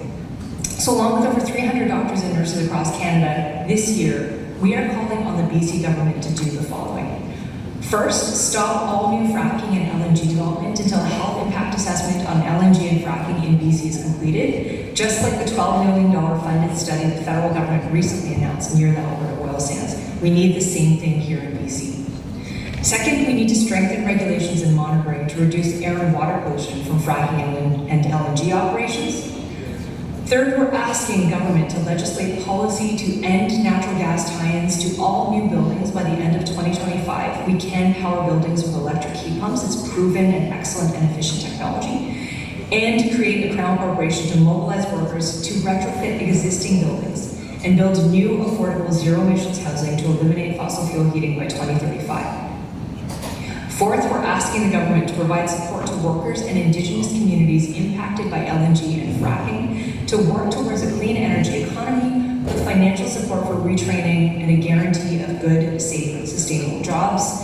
And last but not least, we're asking the provincial government to implement a framework for healthcare system resilience in BC that strengthens leadership, climate disaster planning and preparedness, and occupational health and safety. There are many more important actions we need to take and work to be done, but these would be a start to make sure we have healthy communities across the north and the rest of BC, and a sustainable healthcare system that's there for people when they need care. If you want to support our current campaign, share our website and sign our open letter at lngandhealthcare.ca, and tell the provincial government we need investments in healthy communities, not LNG. Thank you so much for listening. Thanks again for the invitation, and please know that CAPE stands in solidarity with you and the incredibly important work you're doing.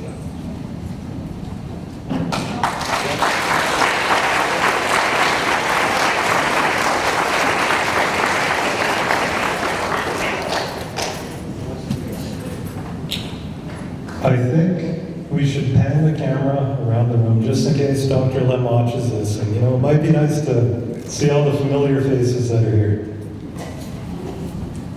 I guess I'll be the cameraman.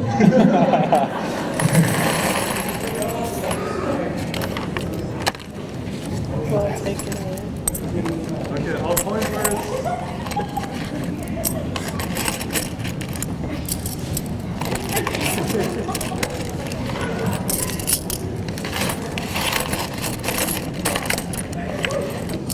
All right, thank you, Dr. Lam.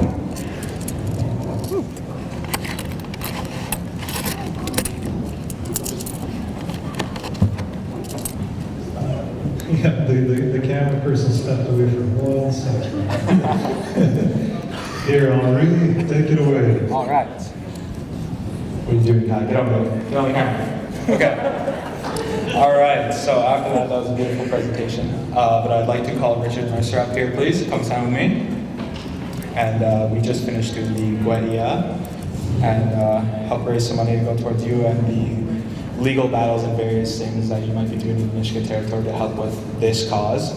And just wanted to announce to you and everyone here that from this Guedia today that we've raised $3,469.50. And one $1 scratch ticket. There we go. Yeah, and then all the change. Do you want it just in here? Yeah, okay. Don't be a scratch ticket. Yeah. Thank you very much. Yeah. Thank you.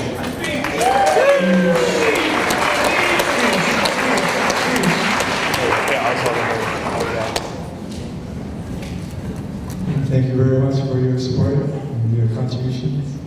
And I'll continue on with this project until it's done. Continue on the fight.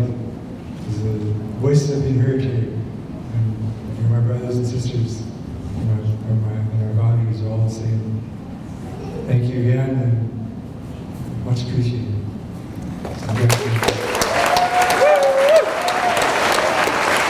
Please, everybody, let's give a loud round of applause for Richard Mercer here.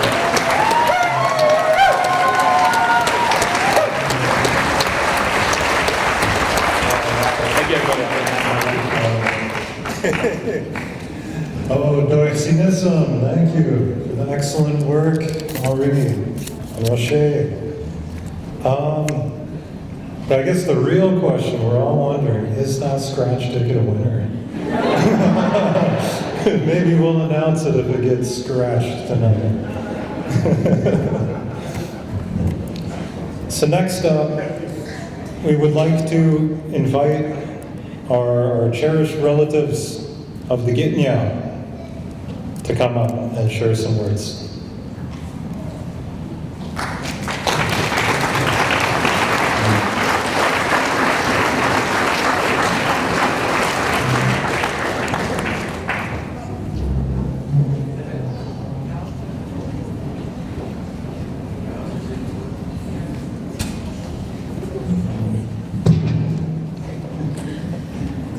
Welcome everybody up. We've got some Singiget, and some staff members. Jimmy, I think you're in the back. You want to come up? We'll have a show of force. We're getting in here tonight. Bev, come up. We're taking pictures. And if there's seats here and anyone wants to sit, doig sit is some bigat sa hana nagtubod sa Tar Marsden, naking swot gamokelt winsawit lakineda degi. Thank you to the youth, to the amazing hosts that we have this evening. It's so inspiring. I can feel so much energy in this room tonight, and I'm just really honored to be invited. Before I share some remarks and some updates from Gitnia, I'd like to invite Mali, President and Chief Negotiator for the Gitnia Hereditary Chiefs, as well as any other Simgiget, to share some opening remarks. Simgiget, Jimanat. Daar is een met aan mij opzetten. Daar is een eilemse. Het gaat echt en de rol dit. De oxmara dit. Ik word geëerd dit. Ik word een oorlog schiet en rogen van de ism. Word geëerd gams. Kan het is nou kan de ism. Maar ik heb de jezus. Hij is het awesome. Schiet hem honger in de day, Lax'yip. Did any willen, we turned them away.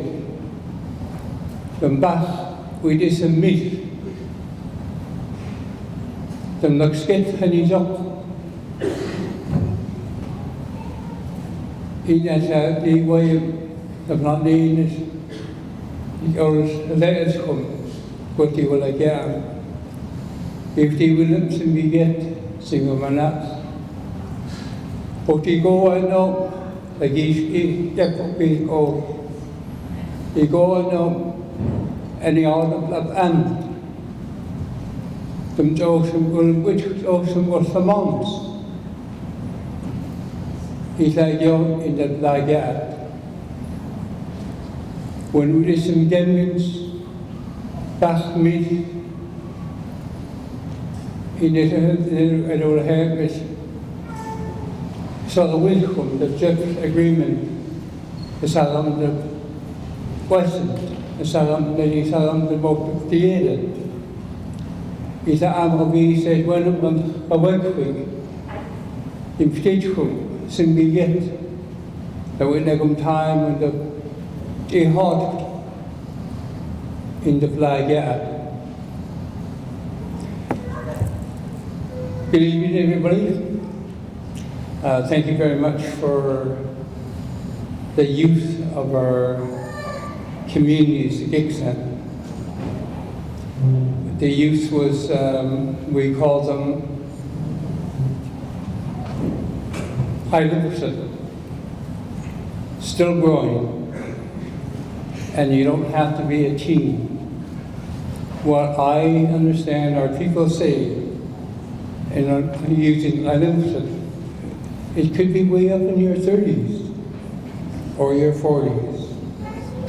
So you're all very young, Colin and others.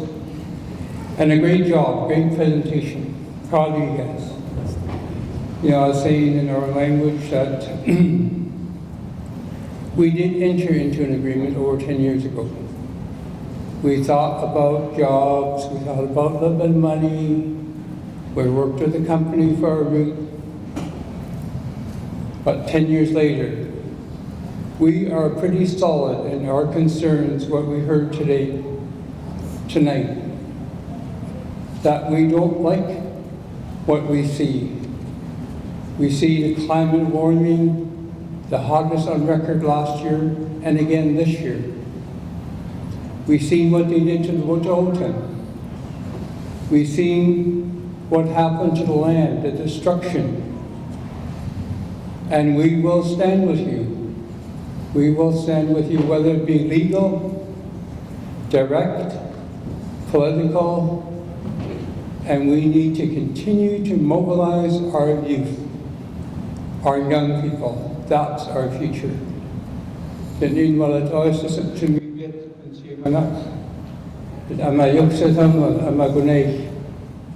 you very much.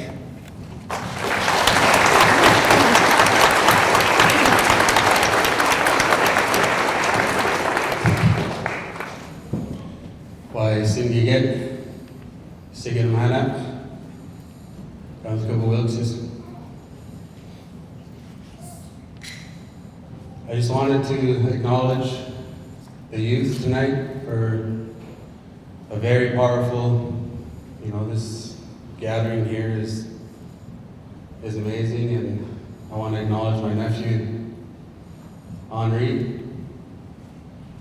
See, when Henri was a kid, when he was small, he was cruising the Lax'yip, and he goes, I built this bridge. I built this bridge right here. And it was my Peter Williams. He was the president of Gitxsan. So we called him PW since he was a little guy, and I wanted to acknowledge him and the youth and maybe give them a round of applause for getting us all together.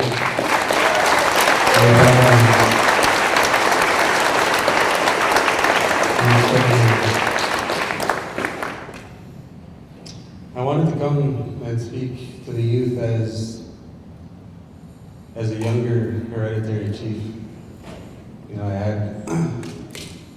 was 34 when I took my name on, Gitxsan Lax'yip.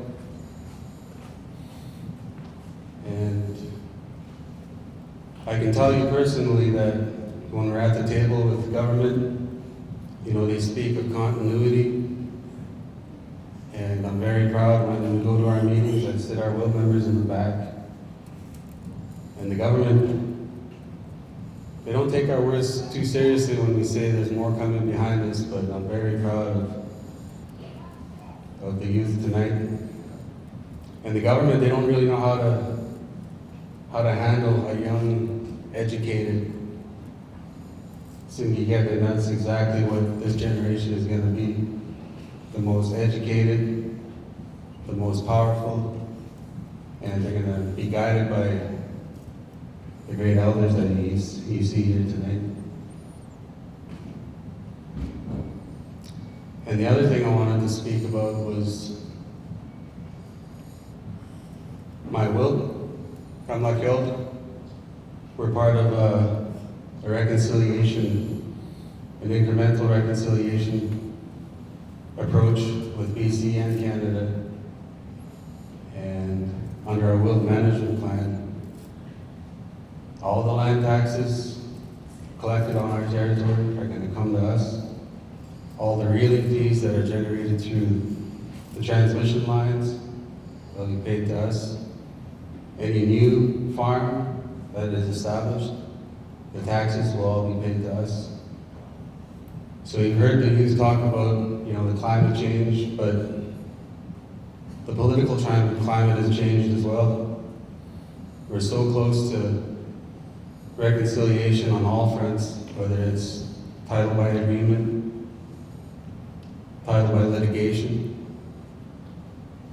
or title by alliance. And I see a lot of our allies here today.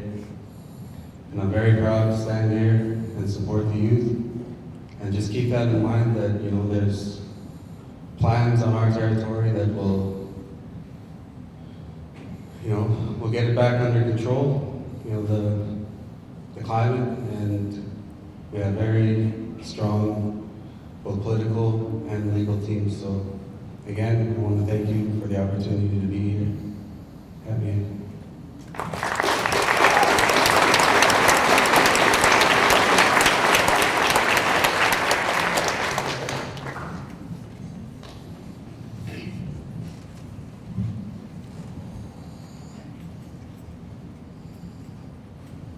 Gitxsan Lax'yip. I'm sorry on that folks will side wins. Yes, I in the toys, I lose it. Gitxsan wind, Gitxsan Illageoni luointut. Midam som lääkäl huilpsen. Missä vioks linnus vai limset. Tahki ket nedit. Kun kiätti ahton. panellists, Gitxsan Lax'yip. Okay, niliwawak sindiket.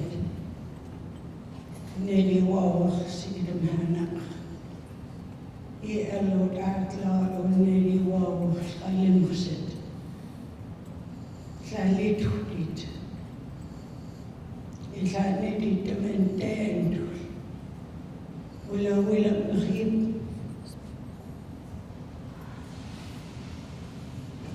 I'm really honored to be here because this is a struggle that I think has been the most difficult. And what I was saying, it's time for our hereditary chiefs and our matriarchs to look at the youth. I mentioned this on social media a few days ago because we lost one of our nieces, not only to drugs, but by suicide.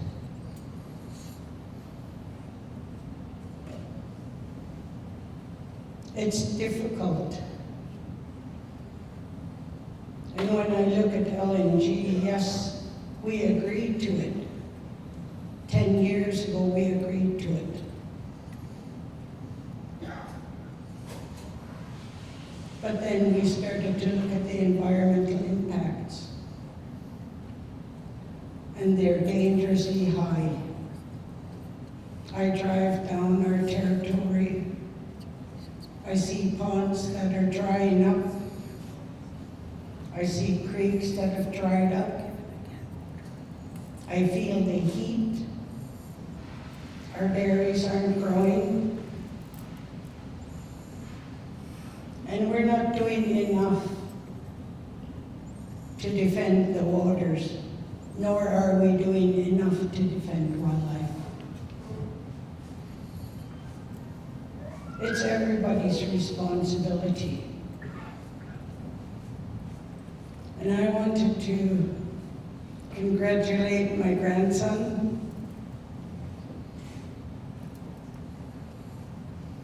All these years, I never thought that Henri was listening.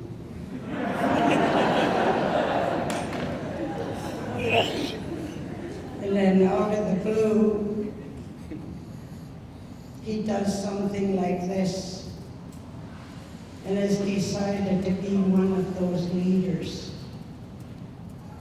called land protectors. That's what his dad does for a living. He's on the territory. He defends the territory. And I'm really proud of Henri, but I'm also proud of Rochelle, a strong young woman that has decided to spend her life with him. And the work that they do and how they get involved in community and how they spend their time on the land. It's time to teach our youth. Because if we're going to fight LNG, and we're going to fight mining, and we're going to fight industry, those are the people that are going to do the work. And I'm so happy tonight to see how many youth, just like the young biologists, those are your investments. We too have biologists, and we have wildlife monitors. We have fishery monitors. But now it's time for us to learn how to fight LNG. I want a future for my grandchildren. I have 14 grandchildren. And I have great-grandchildren. And that land is not mine. It never was, never will be. That land belongs to my great-grandchildren. And I thank all those people that came out tonight to support. It's overwhelming how we went from not having any knowledge about LNG to being well educated now. And the nations, I thank you for coming from the NAS. I forgot your name. Richard. Because this is what it's going to take. I see our friends, our allies from the Gitxsan Nation. I thank you for being here. And keep up the work. Because if LNG succeeds, there won't be any fish on the NAS. There won't be any fish if they succeed. So thank you very much.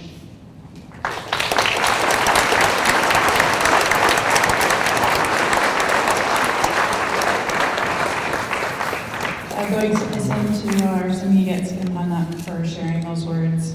I won't take up too much more time, but I did want to provide some updates on what we've been up to, and we've been presenting at the other community forums, the one in Kispiox, and you've got a lot of information tonight from the technical experts, from the doctors, from Kai, and so there's a lot of information, and that's really important. When we make decisions, and we make decisions that affect so many people 7 generations from now, people downstream, people upstream, how much information do we have? What is the information that's available to us? Is it only what the company is telling us? Is it what the government's telling us? Or is it our own science, our own data? And it's so amazing to see the Gitxsan, young Gitxsan women scientists. It's like Debbie said, that's our wealth.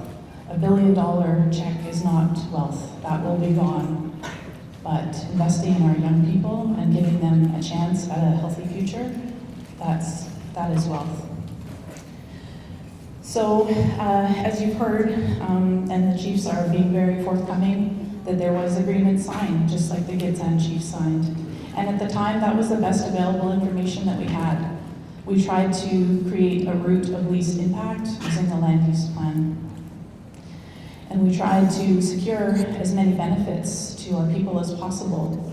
And we also supported the Gitwogyats at Lilo Island and tried to protect that area from the terminal being developed there. So we have learned a lot in the past 10 years. We have the climate information. We know that LNG, despite all of its claims, is not net zero. It will create millions and millions of tons of greenhouse gas emissions every single year, and that nobody has actually calculated all of the greenhouse gas emissions. So they want to parcel it by pipeline, terminal, gas extraction, and separate everything out without adding it all up. Because if you add it all up, you'll see that the greenhouse gas emissions will far exceed the targets that BC has set, legislated targets to say we have to do better, we have to limit the greenhouse gas emissions. If we do not, we will lose all of our glaciers by the end of this century. We will have continued droughts in all of our watersheds, and we will see increased wildfire.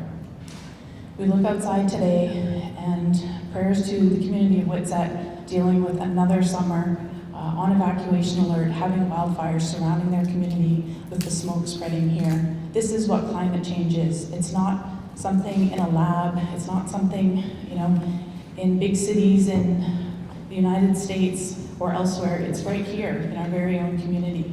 And we have a say in what those greenhouse gas emissions are, if they're reduced or if they are increased. And so we have learned, the chiefs have, as Warkhayat Debbie mentioned, said that we know better now. And we have asked to dissolve the agreements so that we can be free from the restrictions in those agreements, as the Gitxsan chiefs have as well. And that we want to start fresh with new information, with advances in recognition of our legal rights. And the company has refused. We've asked the Nisga'a, who now are the company, the Nisga'a government, and we should say Nisga'a government because it's not the Nisga'a citizens, it's their government that is doing this. And so we've asked to dissolve that agreement. They continue to say no. But what we do have is the ability to influence the terminal. And so there's no pipeline without terminal, and there's no terminal without pipeline. So at the terminal site, as you've heard, it will destroy hundreds of thousands of cubic meters of salmon habitat. That is juvenile salmon habitat for both sockeye, Chinook, and other salmon species. And Chinook is currently quite at risk. The Nisga'a data itself says that they have not been able to meet their targets for food fish or for economic fishery around Chinook. We've shared this with the company, and they've said, there's nothing to worry about. The Chinook are fine, but their own data shows that they are in decline, and they haven't been really reaching their targets for 10 years. And so at the terminal site, there are nations that are being consulted right now. And they have not considered the upstream nations, which include Gitniao and Gitxsan Lax'yip in the Nass watershed. Because all of those baby fish, those teenager fish that are in the estuary that Taylor talked about, they are migrating from Misiadin, from Dandajaks, from the Nass River main stem. They are migrating from all of the upper reaches of the Nass watershed. And when they get to Pierce Island, and they do not have suitable habitat, they will be threatened. So that is a direct impact to Gitniao and to the Gitxsan Lax'yip in the Nass River as well. So since November, we've been calling for a recognition that there's a duty to consult and to secure consent of Gitniao for the Pierce Island terminal, the LNG terminal. And government has said there's no duty to consult. So when government says that, they put themselves in legal risk, and they run the risk that they got it wrong. And so we gave them, after several months of trying, a deadline of Friday to respond, confirming that we would be consulted. And they did not meet that deadline. And so we have given instructions to our lawyers that we will be filing a judicial review in the coming weeks.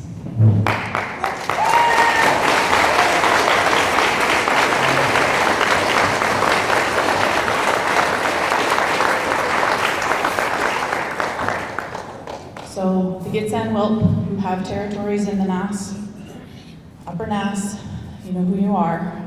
You can give instruction to GLMO, so Gitxsan Lax'yip Management Office, or to Gitxsan Watershed Authority to join us in this legal action, because it is affecting you all just as much as it is affecting us. So this is a way we communicate risk. We communicate risk to potential investors in this project, and we communicate risk to ourselves, that we understand that we are upholding our duties to one another and that we are taking all actions that we can. It will take many different types of action. Legal action is just one, and you're going to hear about other types of action from our youth and from others involved. With that, I would just like to thank the youth again for hosting, and just to see such a different mood in our community hall here tonight. And many times through this process, I've heard some people say, you know, there's nothing we can do about it. You know, it's going to go ahead anyways. We may as well get some money out of it.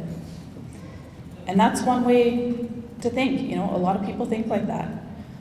But when you look at someone like Patience, who grew up on the territory and is so ridden with anxiety about what her future looks like, I just don't understand why you wouldn't try and take action, why you wouldn't try and do something when you're fully capable, when you have resources and people to support you and to ally with you if you take that action.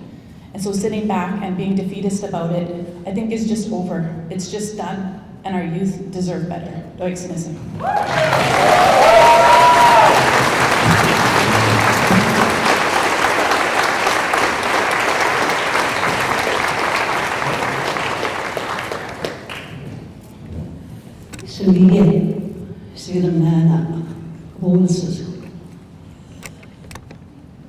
I too, on behalf of Wilbruchon, would like to thank all of the young people here this evening. You have conducted a beautiful day for us to see about your concerns, about our livelihood, and for the future. I think it's important for all of you to know that Wilbruchon did not sign an agreement with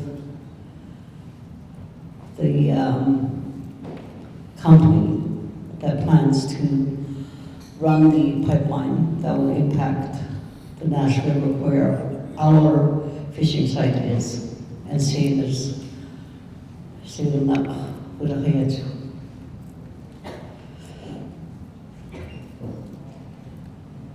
We know that the license is going to run out in November. And we know that there's a lot of work for us to do prior to the project moving forward. And certainly we do need support from all of those that have concerns with regards to our way of life, and that's all of us. One of the things that I believe is really important for the Gitxsans to know is that the very last summit I attended in Gitxsan,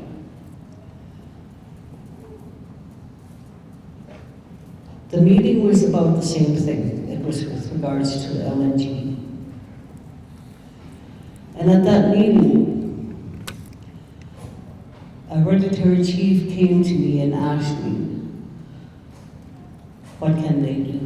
Because they were not in agreement of some of the whole chiefs signing the agreement regarding LNG way back then. It was probably over 10 years ago. So the hereditary chiefs, the Gitxsan hereditary chiefs, I say Gitxsan because I'm Gitniel, is they made a motion. They put a motion to the floor. And the motion was to rescind the agreement that the Gitxsan hereditary chiefs had with LNG, which was Enbridge at the time. And so these are the same people that are now doing it today.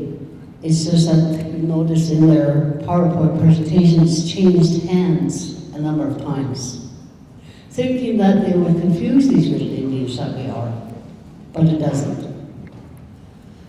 And so I was at this meeting because I was invited to be the translator for the executive director at that time, and that was Gordon Sebastian. When they did put the motion to the floor, the motion was passed to rescind that agreement, and it was passed unanimously by all of the hereditary chiefs that were there. I think that's really important for you to know. Wilbruchon has a number of, I guess, challenges ahead of us. And we know that we can't do it alone. I've talked to the president and I've asked him, who should we call upon? Should we call on the Mohawks, their warriors? Who should we call upon? We have warriors, the Gitxsans have warriors. I believe that if we all go forward as one, as our cousin Cecil Mercer is doing with the Nishka, I think if we all move forward as one, then we can all make a difference. Again, thank you to all of the young people for this wonderful day and the wonderful meal that you guys have provided. And I'm sure that Mr. Sutherland was one of your guides in moving forward. Thank you. Mr. Sutherland, I can't remember your first name, so I apologize. So thank you very much again.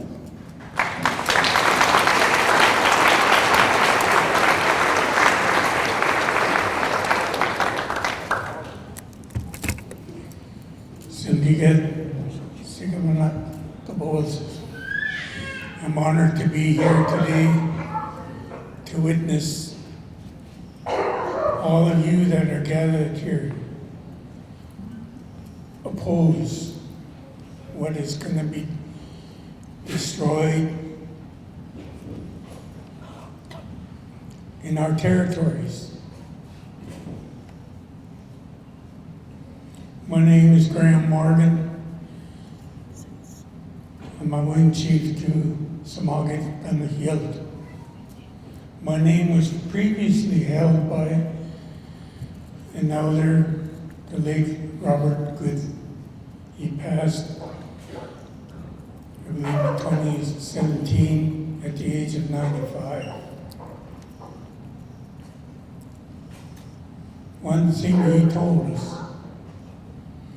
it's not the money, it's the land. Not one piece of it lost, not one piece of it given away, and not one piece of it sold. We must keep that one land.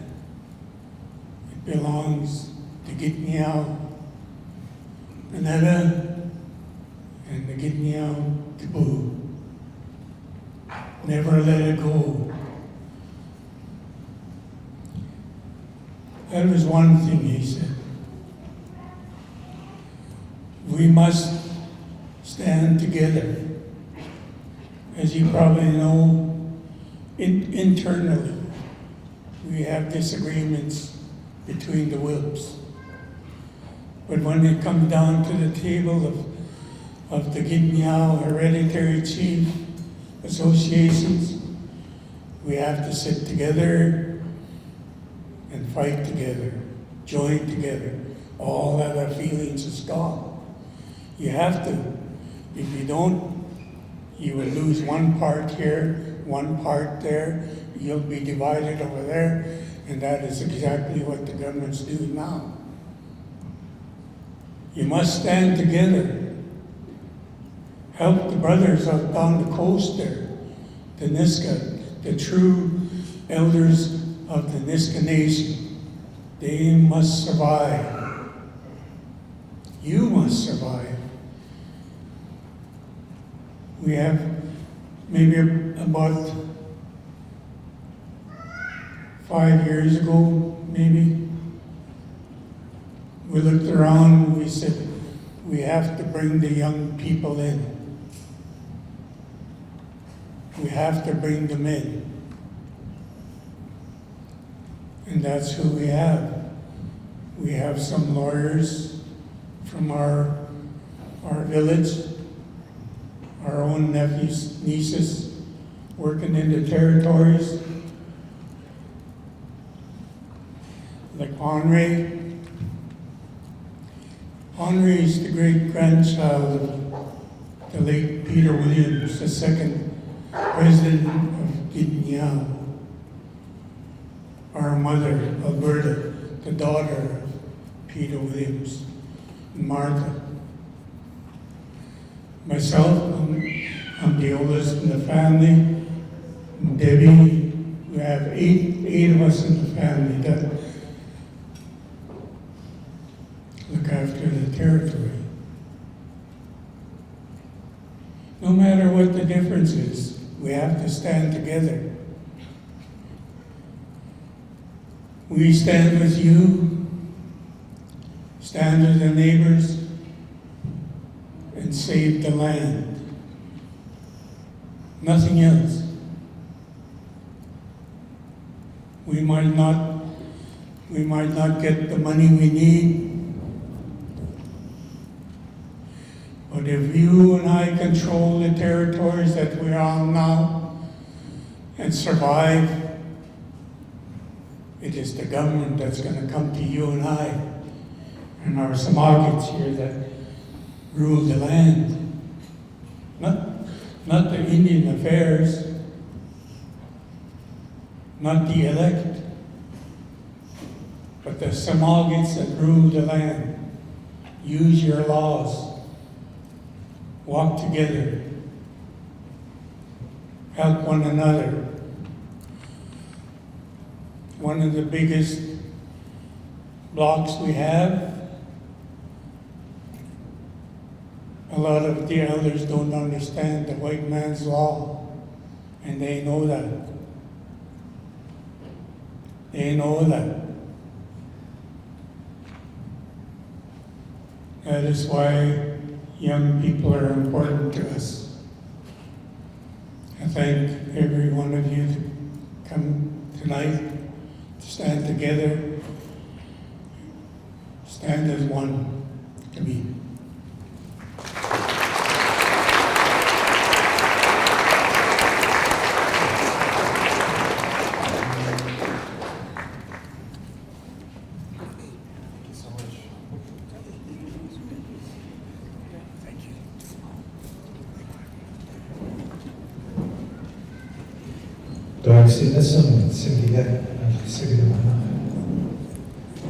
Your words are truly inspiring, and your message has been very well received. And I think we have a very good team when you put all of us together. You know, moments like these, you could start to feel unstoppable. And I'm just thankful as well to these young people for making this possible, bringing us all together, you know, for that singular purpose. It lends definition to the idea of key quote, one heart. So we have 2 more items on the agenda tonight. And I have to note that this agenda was entirely prepared by the youth, the young people, the work they put into this event.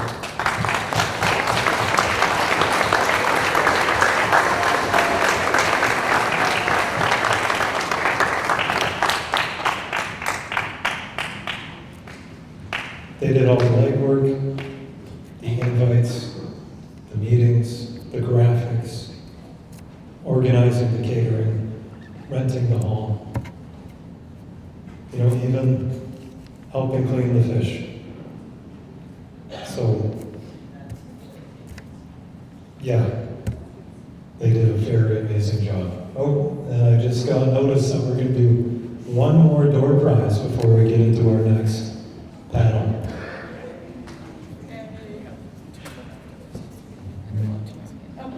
Hello, everyone. So if you haven't gotten door prizes, there'll be 2 more after this if you want to go and get one of the tickets up at the front. But can we have someone offer to pull the ticket? You were lucky last time. We're going to call, oh, we got someone back here. All right, come here, Andre. Snooze, you lose.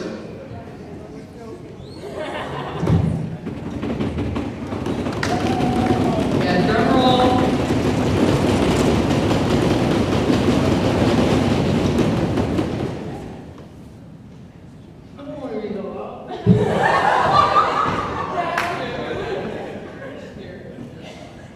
All right, here comes the number. Is everybody ready?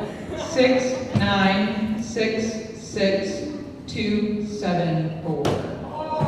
Oh, everyone was close? Is that what I'm hearing? All right, I'll say it one more time. 6, 9, 6, 6, 2, 7, 4. What is this? Is this Jesse? I swear this is not rigged. No way. Wow, it actually is him. I didn't believe him.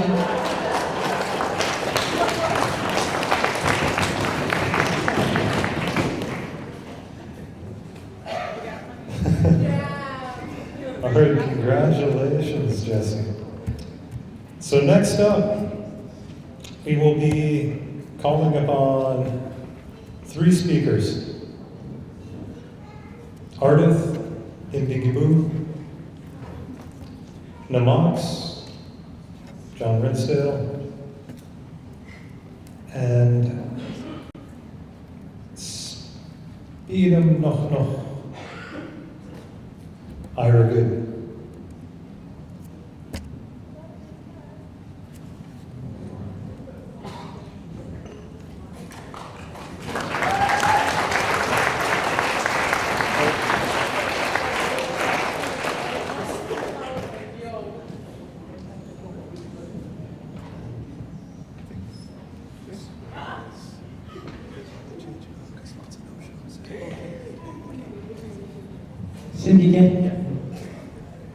Semigyan. Sige mana ni wakadit buulsun. Luang tori magkia magkia pagod ama sa ama Ulqalulit nung towards kalimsat hagangkoldit sit pagodit sit ootsens Verzoom is Sachsen. Kanyetum, Kanazetsum, dit Hanach, Kanwildit, Iblisum Toyers Kinamelodit, Amkia Klaas, Slaptit, Abski, Kanwit Sapondit Num, Simgigat, Widisum at last, Passet Korum. I want to take this time to thank the young people for the time and energy and the heart that it took to organize this meeting, this get-together for people to deal with a really important subject, a really important concern of our people. Dimdigibu why Singiyak. My name is Bim Digabu. To be like a wolf, a spiritually transforming name. Help no. I come from the house of White Owl. On your map, you will see the greatest impact of this proposed pipeline comes to our Lax'yip. I grew up on that. My family grew up on that. My late uncle, who just passed a year ago, 89 years old, he grew up on that territory. From Ksunya all the way north. We have stood and defended that land many times by different incursions that were proposed. And many of our neighbors have come to our aid and our assistance to do that. The very last blockade we had on our territory was 25, almost 30 years ago.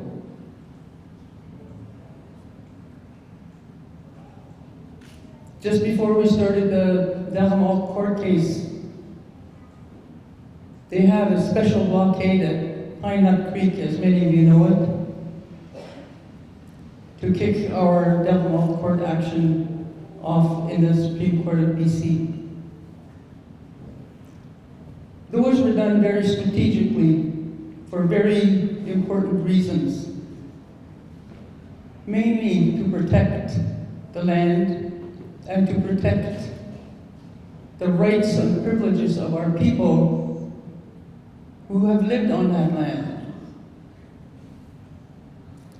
That is the one thing that always gets missed when we talk about resource development projects, proponents, is the spirit in the land and the history of the land.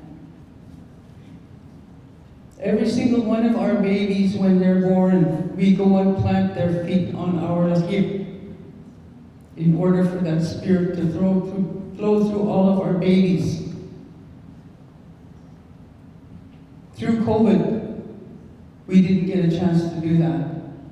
So we have a number of babies whose feet have to be planted again on the many sites and places within our Lax'yip. You'll see the map. Wilt Good is a huge chunk of Lax'yip, and we have protected that. Our late mother, when they threatened to clear cut the breeding grounds of the grizzly bear and the mountain goats in Shimajichod, she was the one that got a block of wood, got one of her grandchildren to drive her up there, planted it in the middle of a logging road.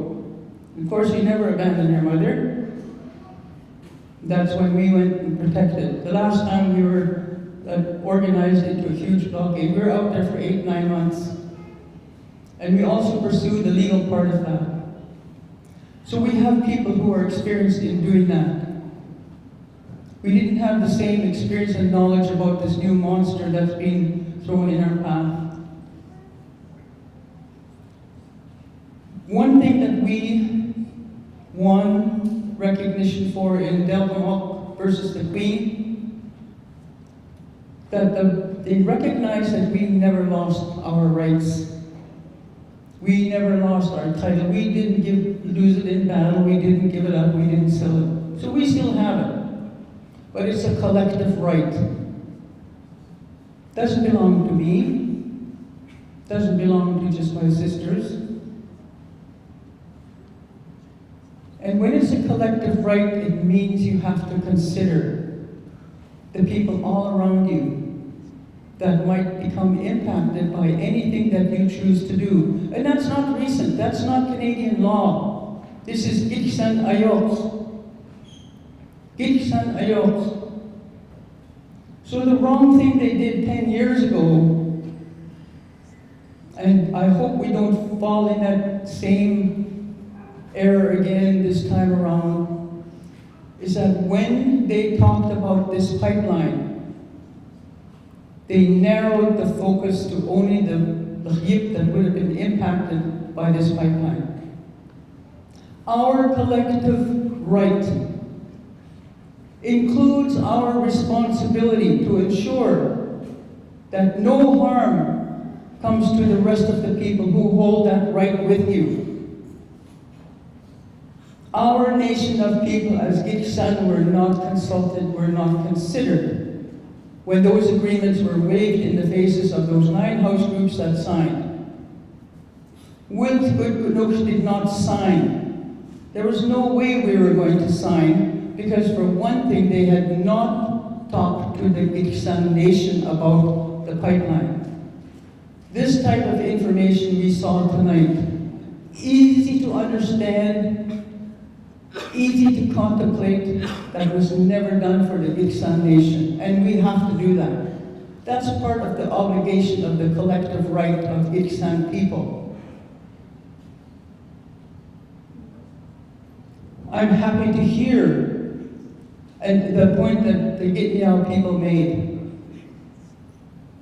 And here, they're trying to narrow for the Gitxsan. I think that all the house groups who weren't in the direct path of this pipeline are impacted, and they need to stand up and do legal challenges. So I think that it's, the next group of meetings that probably should happen is with all those house groups that aren't signed on to this, the PRGT pipeline. And they have to do legal challenges because they were not considered when legally they had to be. But I think somebody pointed out earlier, the proponents are so damn good at dividing and conquering our people that we tend to forget and overlook our strengths. Yes, we all have internal issues within our house groups, on our lands. But the one thing that the Gitxsan people do on times of national importance, which is one of these times with the PRGT pipeline, is that when issues of a nation's importance comes up, you put those differences aside for the greater cause. It's not new. When we went to war with our Misla friends prior to European contact, even with some of our brothers on the Lax'moan, that's what we did.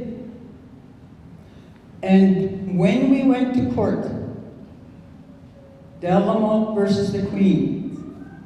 We had differences with our Nisra relatives and with Soden relatives and Khaisla about our external boundaries. We set out and made a Northwest Tribal Treaty amongst the hereditary leadership of the whole Northwest. And that's one of the things that they did. They agreed to put all those discussions aside because there is no white court in the land that can settle that. Only we can do that with our ayot, our history, our adab. And we need to remember that as Gitxsan, because that's a strong foundation. Because dimes to donuts, when we start taking action, they're going to throw everything at us. Just the same way they did with the 9 house groups. Sneakily getting signatures wherever they can, however they can. And it's up to us to make sure that that doesn't happen. We're going to make a challenge on this. We're looking at options right now. And I really want to look at aligning myself with other house groups that can do that, especially those that haven't signed agreements. Because upriver, as you heard, downriver, as you heard, there are going to be impacts. As an impacted house group, I have major concerns. Ksugunya, major spawning area. We have a lot of spawning creeks on our Lax'yip. Damsimil, highly sacred place for our spiritual healing practices, the medicines that grow there. They're proposing a compressor station. That's a whole new ballgame about what health impacts that has. They're proposing to build it right on one of our ancient village sites at Sinzit. What I hear a lot of people calling Utson or whatever, I don't know where that name comes from. That's not what that creek is called. It's Sinzit. Been that way and been called that for thousands of years. Sinzit. That's where they're proposing to build a compressor station. Ancient village site of our house group is at Sinzit. The first round, they got their certificates with false information. They said our territory, our hip of Wilpskutuks, had very little cultural significance. Can you believe that? We know different.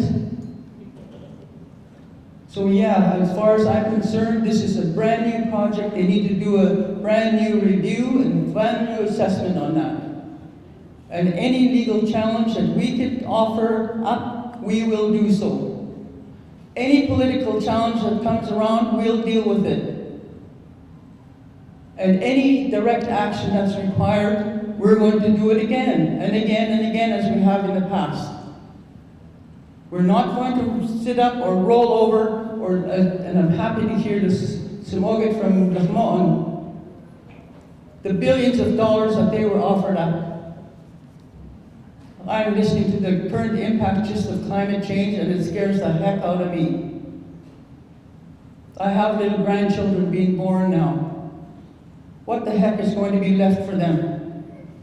I guess we'll sit in a corner and eat our dry little $4 million, whatever the heck that can buy.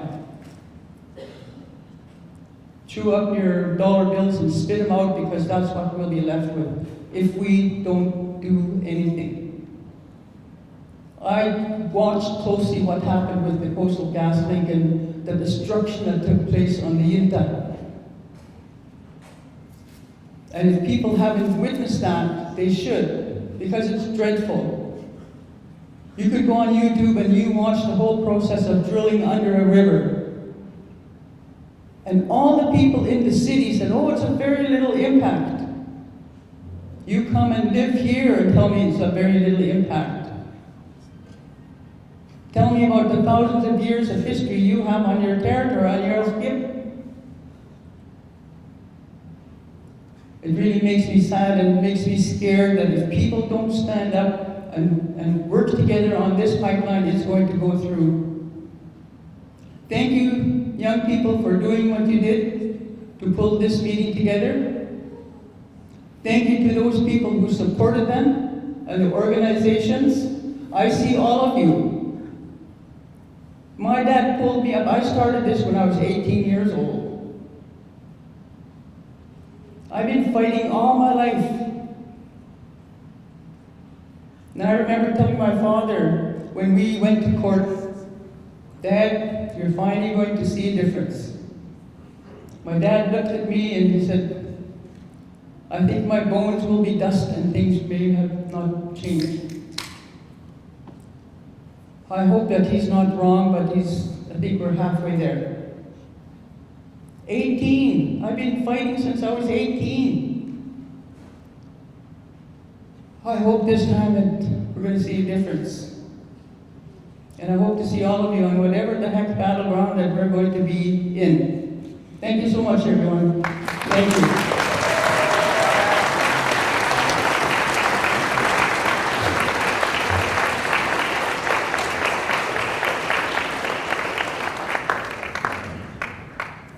Let's now welcome up Gitxsan Lax'yip.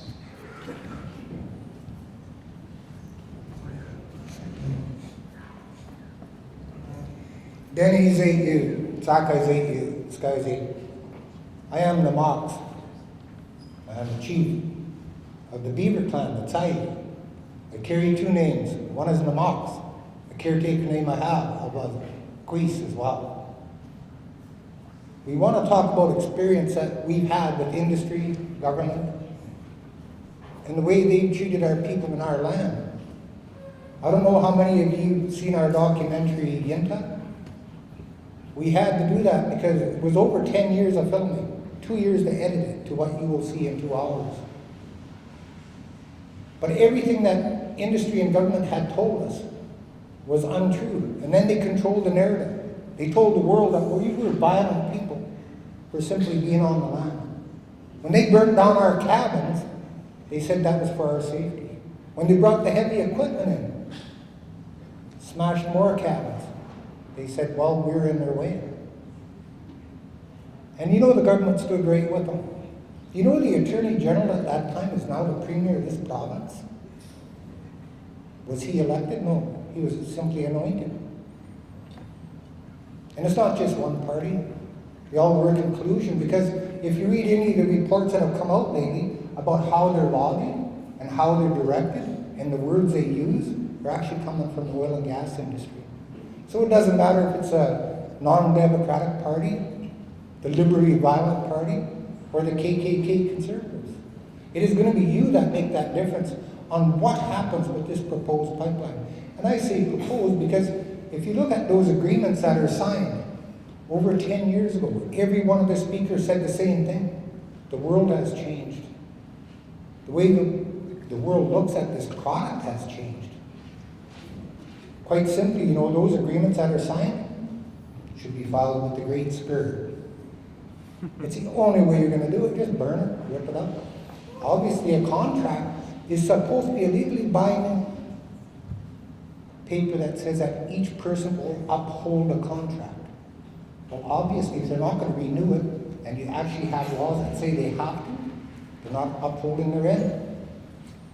Null and void right there. When the chiefs say no, when the people say no, when the houses and clans say no, and yet Dalgamukasteway say that we exist and we've never given away our authority, that those contracts are null and void. I wouldn't be afraid to. We follow the injunctions, they do that. We follow it with the Great Spirit. Why not? Great fire starter.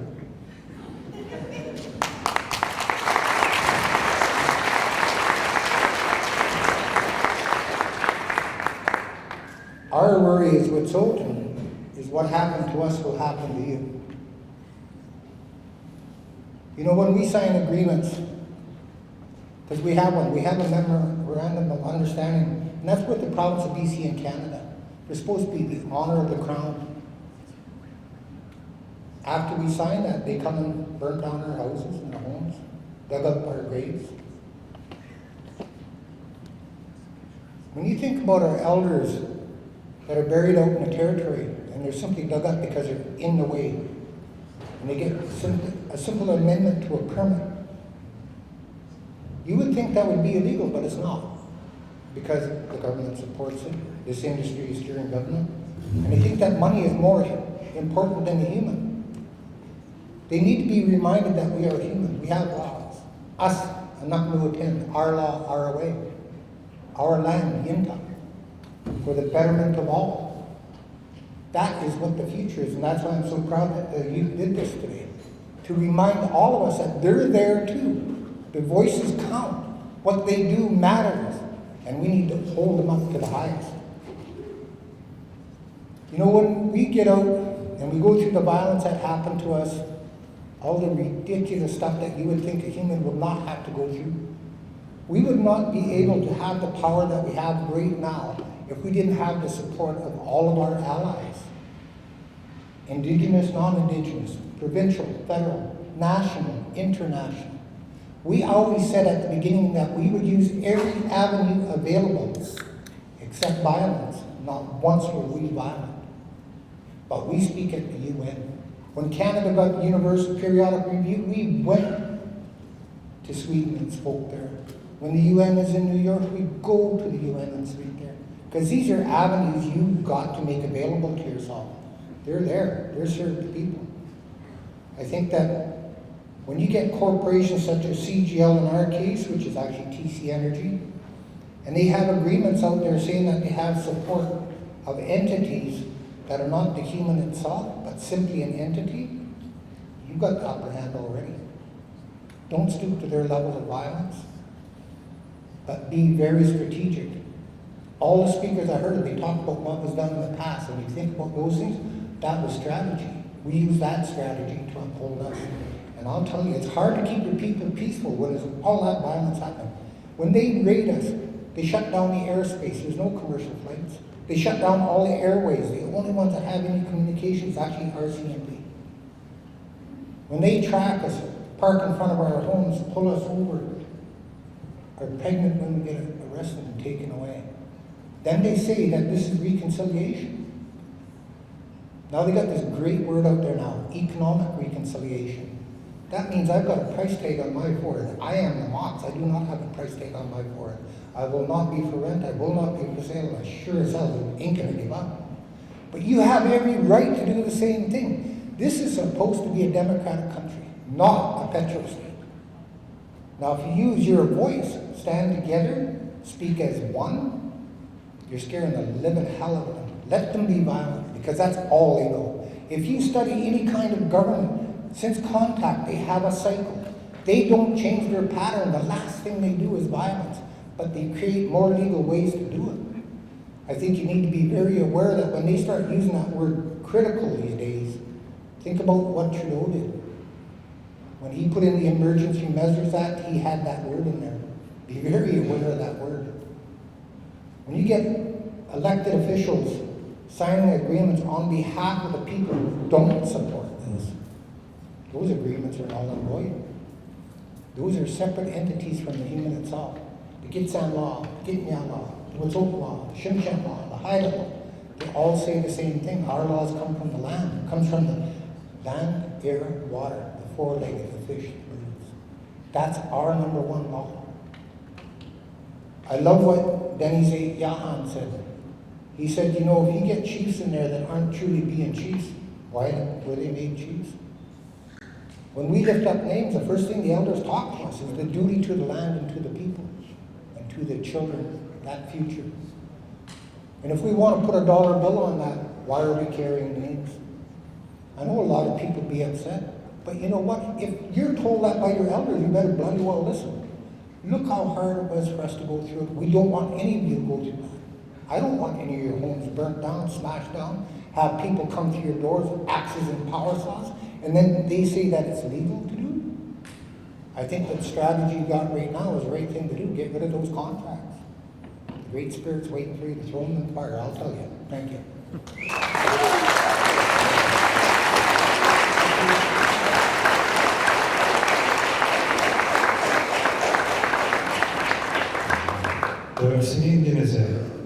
Next up, we'll be calling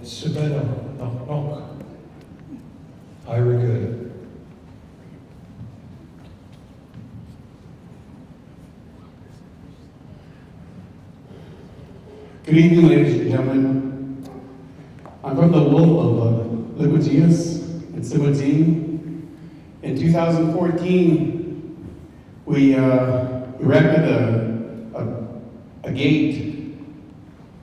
In 2014, this pipeline was the LNG. They were proposing to go straight through the territory. And now that this pipeline has changed hands now,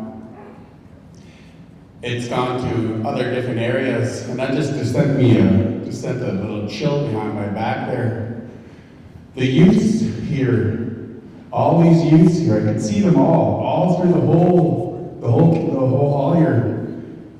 These individuals are going to be our leaders. One could be a prime minister, one could be an attorney general, one could be a doctor, one could be a biologist like the other previous speakers have said. Wow, to have so much power here with us, standing with us, is an amazing accomplishment to have here in the Gitxsan territory.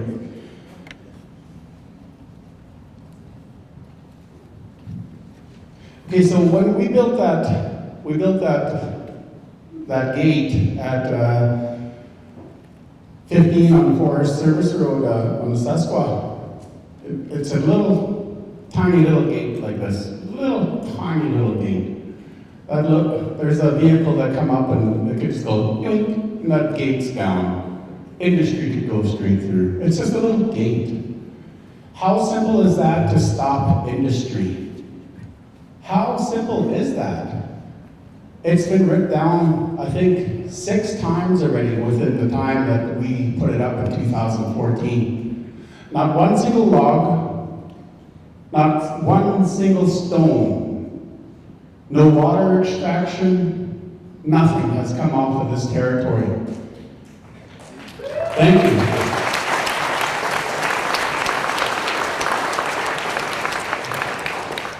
And to think, that just gives me shivering down my back, on my neck here. One little gate could stop that. Wow, isn't that amazing? One gate. And I just laugh at that now. I'm like, wow. Now I'm up against another competitor. This big long black snake that's going to be traveling through the Gitxsan territory and it's going to affect every single one of us here. Every single one of us. How many of you guys eat fish? Right? How many of you guys eat fish? That's awesome. How many of you guys pick berries? Wow, isn't that impact is awesome. How many of you guys harvest medicine, traditional medicine, herbs, anything that off of the territory? Isn't that awesome? This pipeline can affect you guys directly. How are you guys going to cross that pipeline to get to your traditional territory when that pipeline is going straight through your road, straight underneath your bridge? How are you going to get there? How are you going to get to your salmon? Government thugs, RCMP, will stand in your way, and they'll come armed. Power saws, cutting down your doors, everything. They'll do anything in their power to get this pipeline through. Due to everything that's happening right now with the Yinta out in the Woodson territory, it has happened already. It's coming. We have to do something. We have to do something. And this is a great event right here, right now, for everybody to be here to represent. Some may be opposed, some may be with or without. You never know. So, on our territory, we have, I believe it's 46 streams throughout the Gitxsan territory that this pipeline is going to go under, and rivers. 46. Under every single river, coming up, and then they're buried again. It'll be on anybody's territory. It'll be going through the Kispioks. It'll probably be going through the settlers' backyard. Wow, everybody's going to be affected, and I'm so scared right now. It's one of the It's something that I personally am fighting since 2014. With that said, my brother, Richard Wright, Lupaigun now, rest his soul there, he passed away fighting this battle, and he is still here with me. I can just practically feel it right here, right now. He's been very inspirational to me. Once a brother stands strong as a warrior, and a warrior should stand strong behind him. That warrior falls, guess who takes his place? Me. If I fall, another warrior will take my place. Another warrior, and another warrior, and another warrior to defend our lands, defend what we have passed on through our grandfathers, our Niyik and our Natits. They did not own the land. They did not own the land. They only took care of it. And that's what we're here for. We're only here to take care of the land and pass it on to the youths that are here. Everybody, all the youths. Because we will grow old, they will grow old. Somebody has to stay here to defend the land. And I don't want that same thing that happened in the Yinta to happen here. Give me a second here, I'm going through my notes here.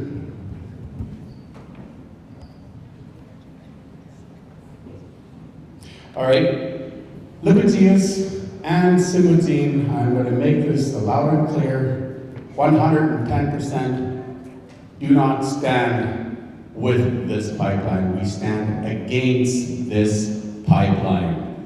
And I want to make that clear. We weren't consulted as a WILP in our YUK. Our YUK needs to be consulted, and we have our laws. The laws that we have, that I know of, is that if anybody passes through our territory, they have to ask permission. They always have to ask permission. If they go into the territory and harvest fish, they have to ask permission. If they go into the territory, they have to ask permission to hunt. Berries, etc., medicine. So, in law, in our ayuk, we had a way of dealing with these trespassers, and it was not nice. It was not nice. Let's just say that there was end of life. That was law. It was law, and that's the way we had it back then, before the settlers came, and that's how we settled it, and that's how we kept our peace. Sure, we went to war. We went to war with all the other surrounding communities, but we made up. We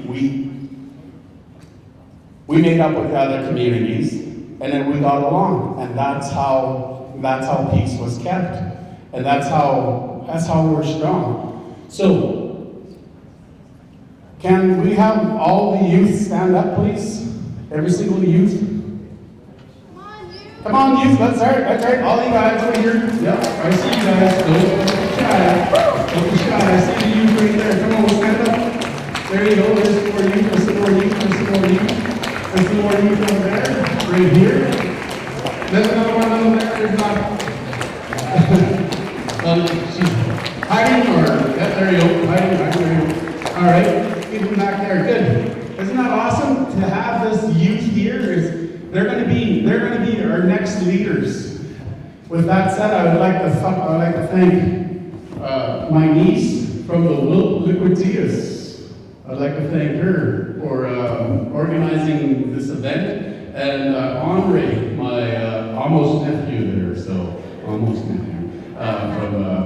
And I'd like to thank everyone and all the youth that are here to organize this great event. Wow, it's an amazing event. Thank you guys again.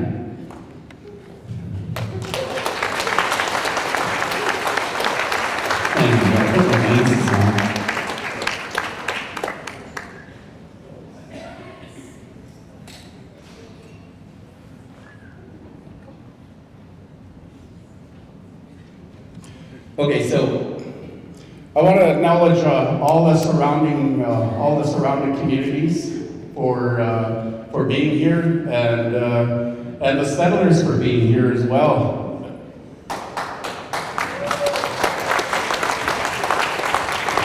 I see you. I see you too.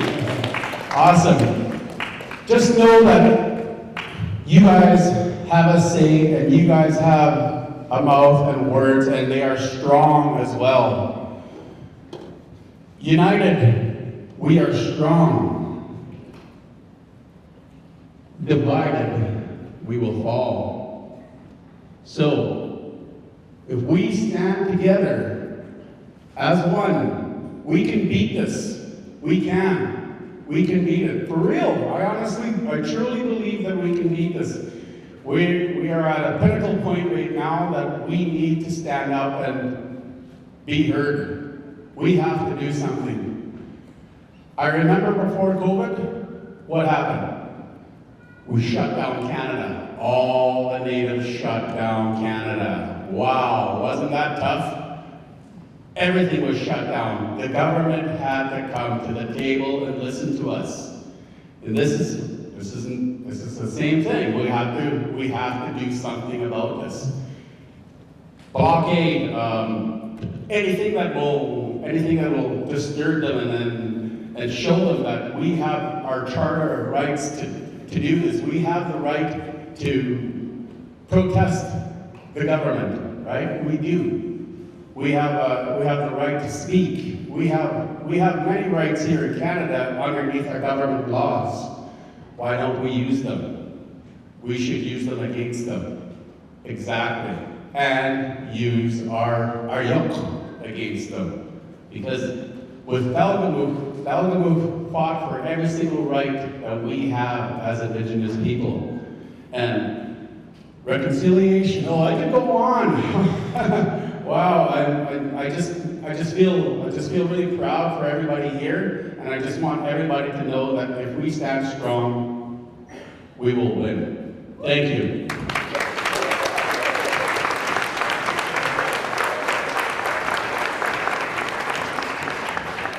Thanks. And I'm glad you mentioned your walk. And I think right now, we need to take a moment to remember all the warriors. Like, this fight didn't begin yesterday. We really want to honor Richard, honor everyone we've lost in this past decade, who fought for the land. The aunties, the uncles, the tzitsis, the yetes, the nephews, the nieces, everyone. So I want to take a moment just to show them too that we stand together still as a people, that we stand strong. So maybe a moment of silence, then we end it off with a bit of a war cry, just to let them know that we still have that fighting spirit they gave us.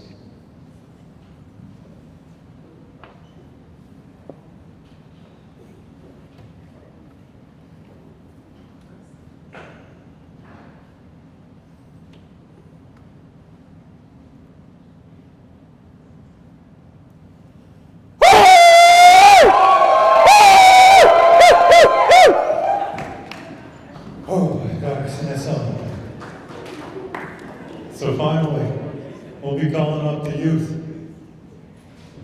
We'll be calling up these amazing people who brought us together tonight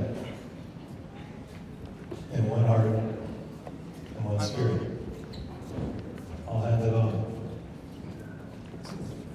Thank you so much, Colin. I would just like to have all the youth in the room stand up here. I see you guys over at this table. I see you all in the back. I walked all the way around the room. I saw all of you. I want to see you up here.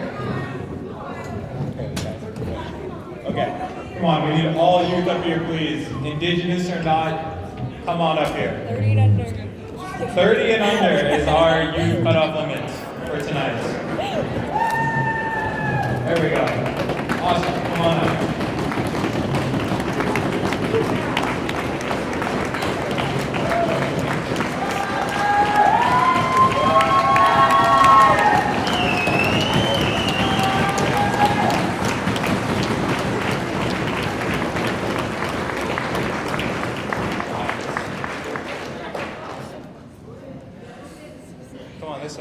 this way. Make your way over this way, please. Perfect. Okay.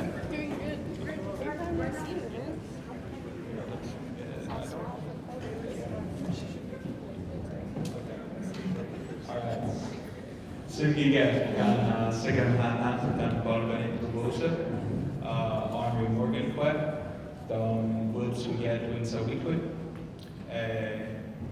Good evening, everyone. Or good evening, everyone. My name is Army Morgan from Wilps We Get. And yeah, I am one of the organizers for tonight's event. We introduced ourselves earlier, but I'd like to do it again. We have Roche here, we have Grace, and we have Drew. And we were kind of voluntold to do this tonight, but after all of this great turnout tonight, I'm so happy that we did. And yeah, at the last meeting I was at in Kispiops, I believe that was held by Colin Denzel, sorry. And I did end up going up to speak for that event, and I was kind of looking around the room, and I was speaking about how I wish there was more youth there and present. And if you take a look right now, there's a good chunk of the people in this room tonight were and are youth, which I'm very happy about.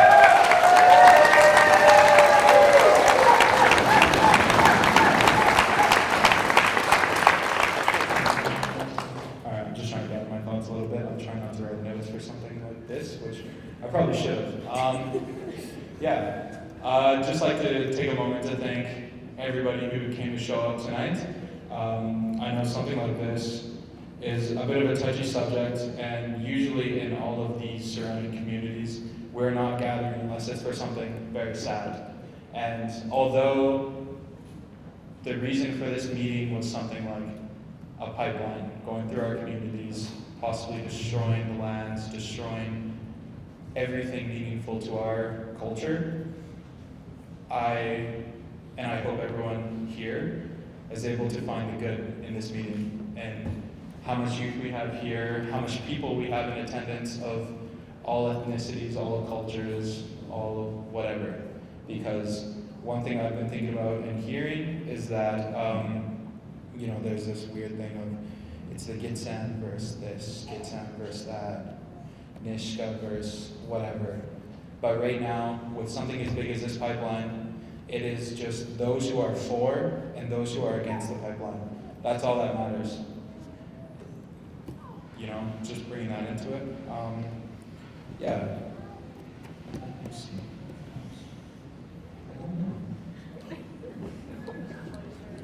What's that? Story. Yeah, okay, so coming up here today, I am just somebody who grew up in the small village of Gitxsan. My father, Leon Morgan, is a provider to my will and to the community. He taught me from a very young age how to hunt, how to fish, and how to provide for my family and anybody who may be in need. And like my Jesus was kind of saying, I, in some ways, didn't really listen to some things regarding our culture, but I still ended up learning. You can see me up here today helping with one of these. I was very thankful, thinking about it now, that he taught me all those, because in a time like this, learning about our culture is so great, and it's very important. So I urge everyone here today, mostly the youth, to find whatever it is that will ignite that spark in you to try and protect our lands and try to protect our Lax'yip. Whatever it may be, hunting, fishing, just going out and enjoying nature.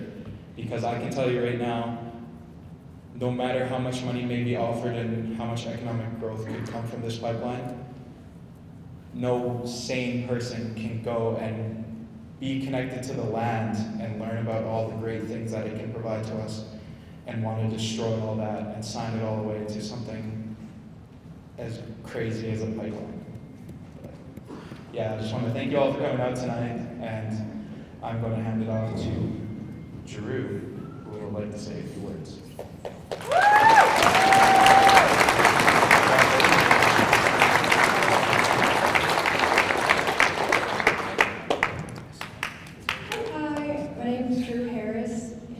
here earlier. I'm with Soton on my mother's side and Gitxsan on my father's side. And I'm so happy to grow up in Hazelton and call this place home. And I just finished school, so I'm moving back to living permanently here. And I'm so happy to be here to be a part of this fight full time. And I just want to thank everyone out for coming out tonight. It really means a lot to see how many people support us and want to be a part of this important discussion. Our goal tonight was to inform you all about the serious impacts that this proposed pipeline will have on all of us. I feel like the youth and future generations are left out of these decisions and conversations, and I'm scared for my future. I don't know what it will look like. Every year we're experiencing unprecedented times and record-breaking temperatures, watching our beautiful land burn down each year, feeling helpless. Our rivers are drying up, our fish counts are going down, and climate change is here. And we need to wake up and take action, and we need to change our ways. And not just stopping pipelines, we need to change our ways in the way that we exist on this earth. We still live as one with the land, protecting and preserving for future generations to come, never taking more than what we needed. What are you leaving us behind? I really wanted as many youth out here to hear these concerns and have a say in their future. We have a power to make changes, and I think we can do anything we put our mind to and stand together. Like was mentioned earlier, our youth are getting more educated and equipped with the tools to find better, innovative, and sustainable solutions for our future. And meetings like this give me hope. I'm so glad to have these amazing people by my side to validate my fears and concerns as we navigate our new and changing world. And I just want you to remember, we don't own the land owns us. Without water, air, and food, we can't exist. If we contaminate our waters, pollute our air, and deplete our food sources, where does that leave us? We need to protect our lands so we can continue to enjoy our fish, continue enjoying our berries, continue enjoying our medicine, and continue being proud of our beautiful backyard that we're so lucky to call home. Messiah.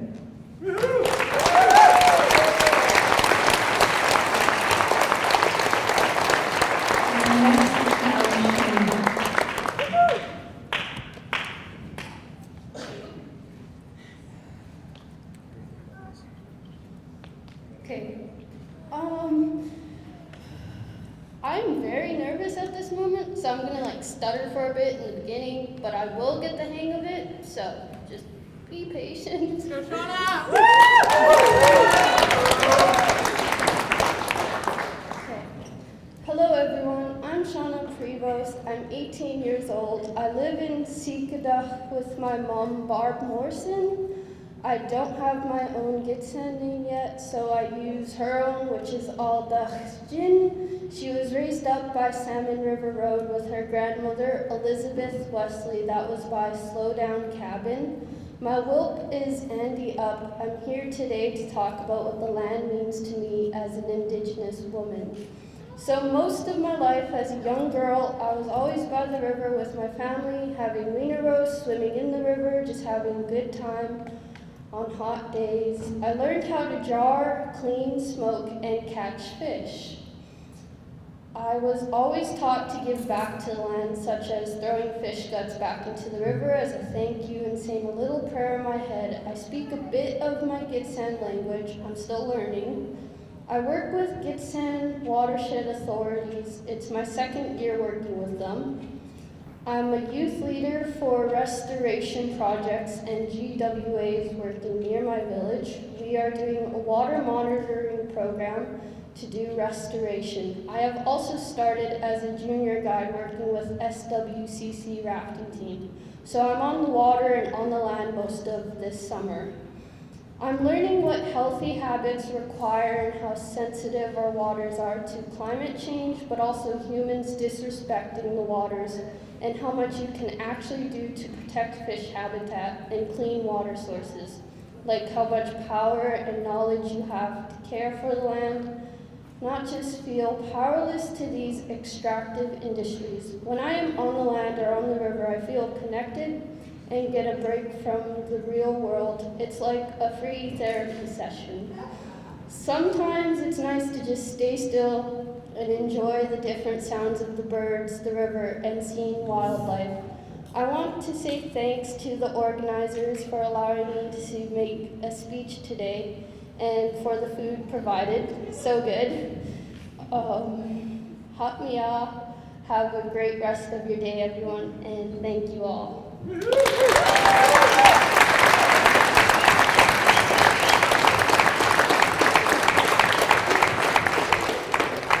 I just wanted to take a moment and look at all the amazing youth that are up here. Even if you didn't have a hand in organizing the direct things, you being here today is such an instrumental movement. Being able to be here and educate yourself and showing everyone in this room that their voices matter for our future.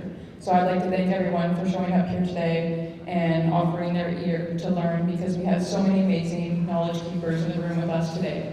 And we've kind of coined the term knowledge seekers. So we have all our knowledge seekers up here, and we'll stand behind anyone when it comes to the pipeline and when it comes to moving forward. And so I wanted to see if there were any other youth that would want to share what the Lax'yip means to them. Don't be shy, guys, come on. I see some people being hesitant.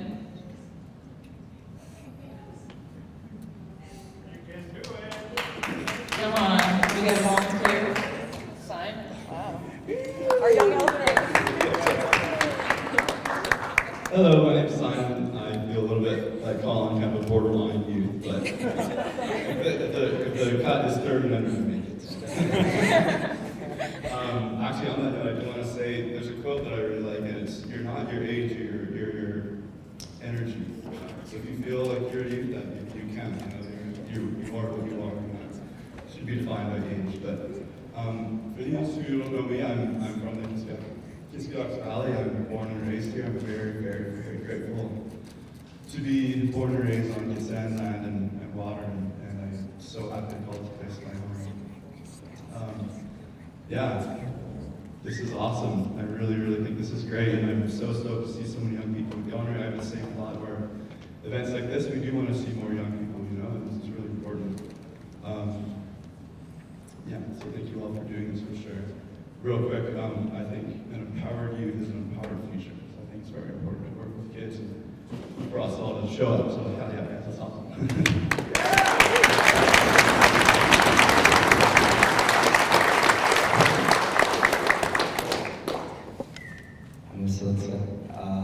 My name is Trigby Daniels. I grew up in Kiwanga. My house is in Gitxsan Lax'yip. As a First Nation person, we need to acknowledge our Lax'yip. This is our traditional knowledge, our language. This is where we go for cultural practices. These teachings are all connected to one thing, our Lax'yip. We take, but we give back. We take what is needed, nothing more. We take care of our Lax'yip so we can teach these practices every season.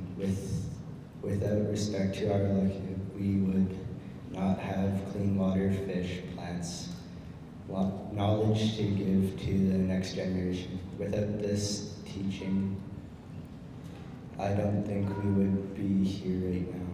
We know what we need to do. Let's stand strong and help protect and respect our Lax'yip. Gitxsan Lax'yip.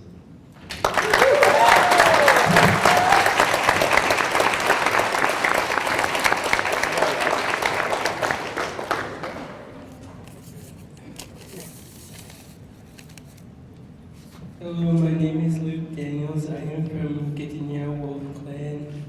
When I first started walking and talking, I had many experience and knowledge. Growing up in a house with a great-grandfather and a knowledgeable mother without tradition, language, and our system.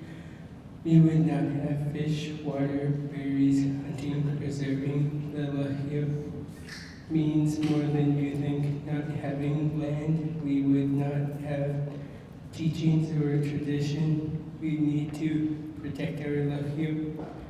For the next generation, we are resilient.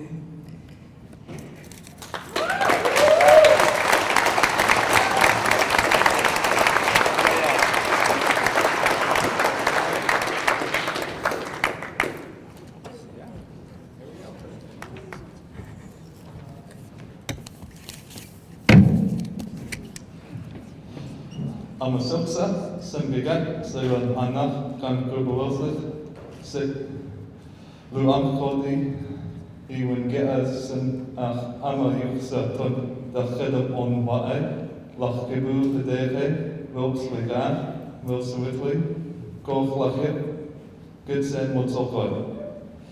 Hello, my name is Billy Bob Tate in Gitxsan Lax'yip. I come from the house of Wigach. I am Wolf and Beaver Clan. And I am here to talk about Lax'yip. Recently, I took a trip up to my traditional Lax'yip. That's Wigach Lax'yip. That's way far north. And I was up there with my 2 other WILP members and one non-native person up there. And we were exploring a lot of things, and we checked out the river and everything, and there's a lot of crap up there that the government left. Like the logging and the clear cutting and the railway system that goes through there, and all the creosote that drips down from the bridges there, that's all along our territory, goes along every single creek too. That's another thing I want known too. And I couldn't see any salmon up there, but it wasn't season, I guess. And you know, I am concerned about our future too. About our waters and everything, and regarding our pipeline, especially since I am Wet'suwet'en on my father's side, and that LNG pipeline is proposed to go through my father kind's territory. That is Zayu. And it's heartbreaking to see that it's going through Gitxsan territory too. It's just, I don't know. Yeah, and my first experience with that is I went up to the Yenta in 2019. That was on, what was it called again? Was Lax'yip? Yeah. Lax'yip territory.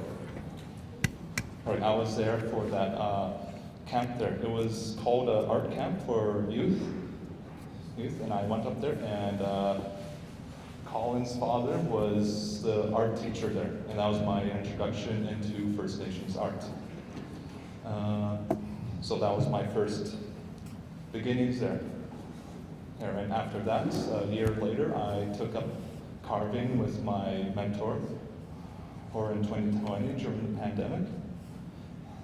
His name is Ken Mowat. He's my teacher.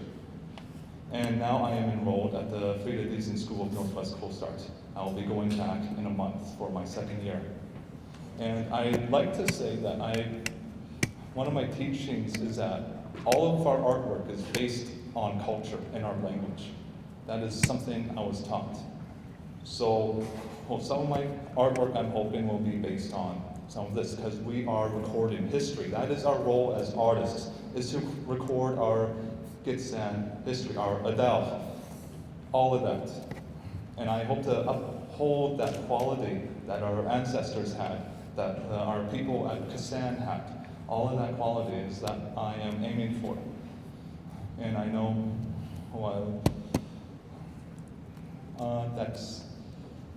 that's all I have to say. Sabah.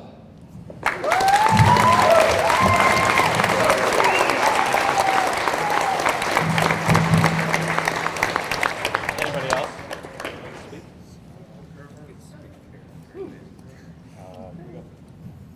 Hello, my have this piece here, and I'm with the Wet'suwet'en Nation, and I also do have Gitxsan in myself, which is my dad's sort of part there. But probably what I'd have to say is like, let's give these youth another hand here, you know?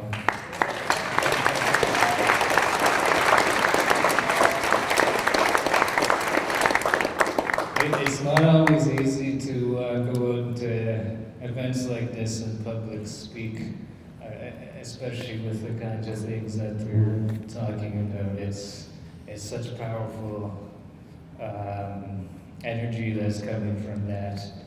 It's not something that everybody can do, and you know, as well as land defending too. That's never easy.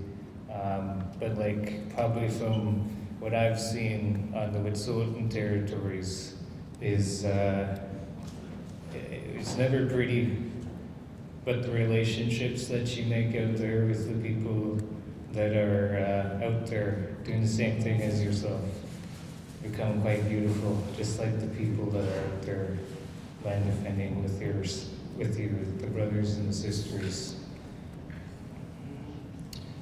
And probably the biggest thing is we together tonight and many other nights that have already happened and many other nights to come is that we have come together as a community.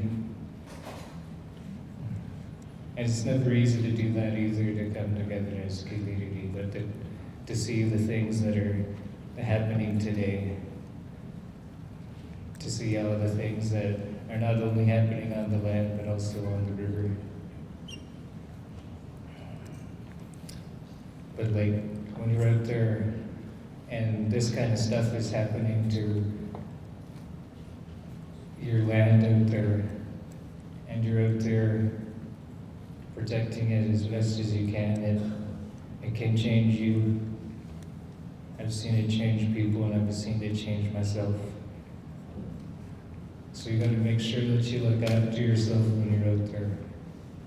You gotta make sure that you have the resources that you need to make it through to the next day, because in this kind of fight, you're never alone. You're always with people.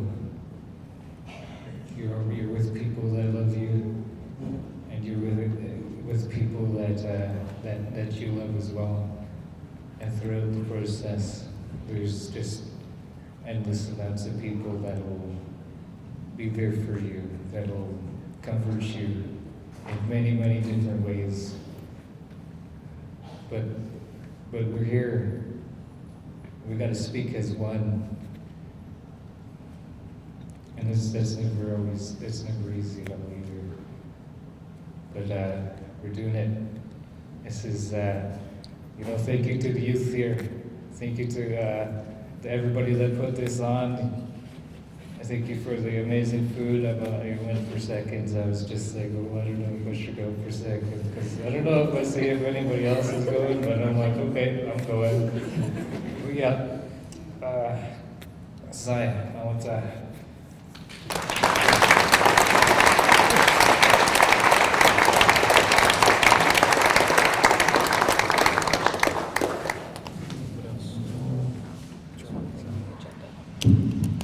All right, we are going to do a quick draw for the next espresso petro can card.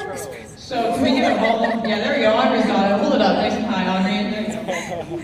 All right, can we get a volunteer to pick a ticket? Pick a ticket.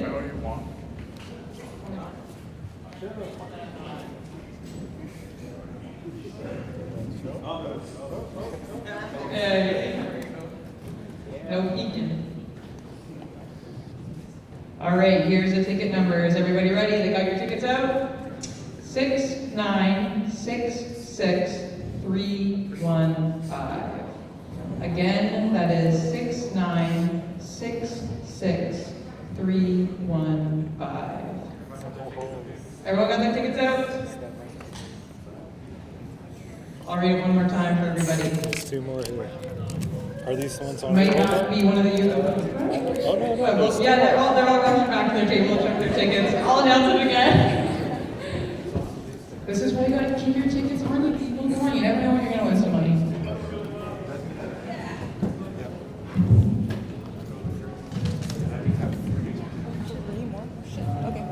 Should we just announce them quickly? Yeah. All of them and then do closing remarks?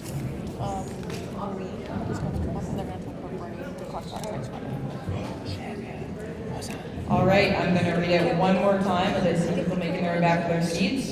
So the number is 6966315. Yeah, who's the winner? All right, one more time. 6966315. Should we just go ahead?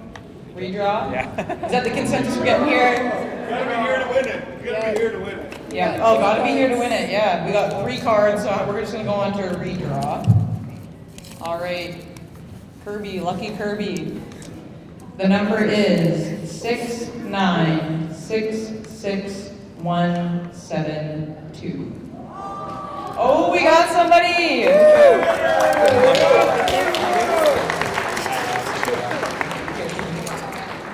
Okay, next one. All right, next person. Seems like Kirby's lucky, so we're gonna keep going with him. Lucky Kirby. Lucky Kirby, lucky Kirby. All right, the next number is 6966248. I'll read it one more time. 6966248. Bingo! I think you can just do the last 4 numbers. Yeah. Really? One more. Final card. All right, we got one last card. Kirby's picked the ticket. Hopefully he wasn't cheating because I wasn't watching. All right, the ticket number is 6966195. One more time, 6966195. Going once. Going twice. Oh! I think that's Ann back there. Here, go. Yeah. Yeah. All right, thank you so much. That was it for our raffle. I'm gonna call. Oh, is there one more? No. No. Jeez. I got The lotto ticket. Oh, he's got his lotto ticket, guys. Wait, where's Kirby? I heard he was lucky. Where'd he go? Okay, so it's the moment we've all been waiting for. The result of Richard's $1 Gold Rush scratch ticket. If he gets 3 identical numbers that he wins. The first number was $3. Second was $2. Third was $10. And then the last 3 were $50, $10,000, and $10,000. So it was close. Actually, I should have read the 2 $10,000 first. That's how they get to. Anyway, and the bonus round was sorry, dig again. So next time, hey, that's what we'll say in the pipeline.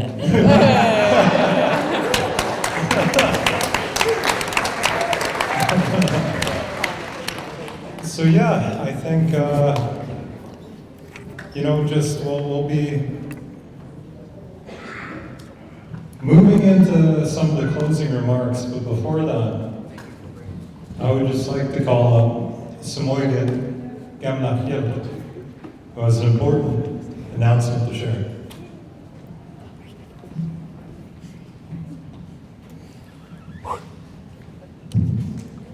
Why, sige mana, who else is? As you learned, there's a group of Gitxsan and Lax'yip Wilps that have signed agreements with the pipeline, and as one of those Wilps, I forgot to mention earlier that we have two law firms that are working right now in harmonizing our IO with the federal and provincial laws. And based on that exercise, we believe that after our reconciliation initiative is completed, that every one of the WILPs, the Gitxsan WILPs, the Gitnya WILPs, will all be doing the same thing.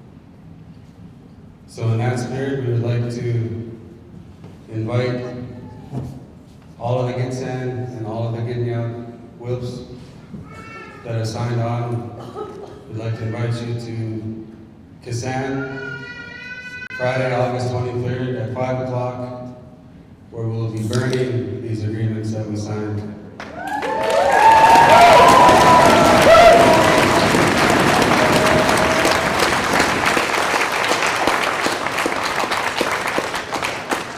You know, the climate has changed, and the political climate has changed,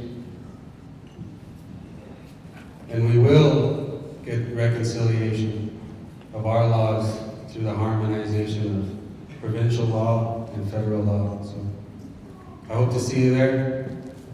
Go ahead, Sydney. Listen.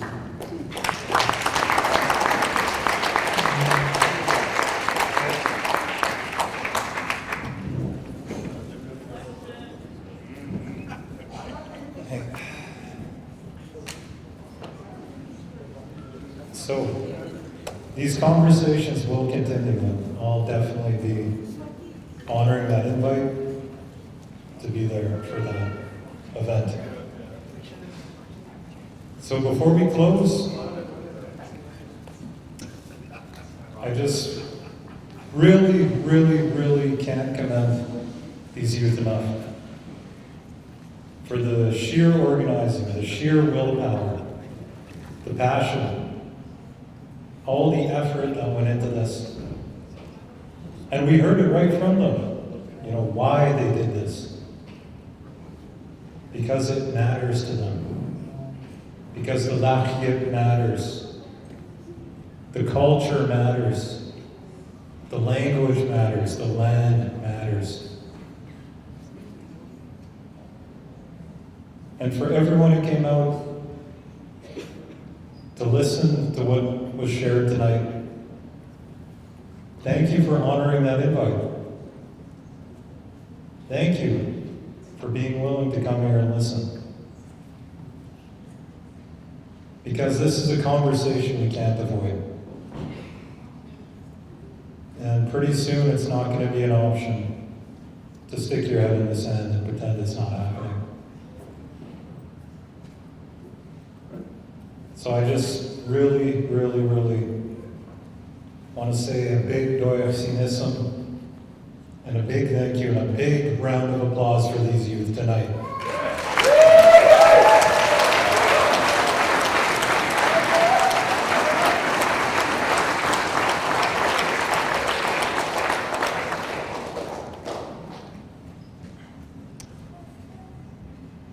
So, if Nicodane is still here in the room, could I ask you to close us in a good way? As we're very grateful for this space here on your Lax'yip, where this important work was conducted.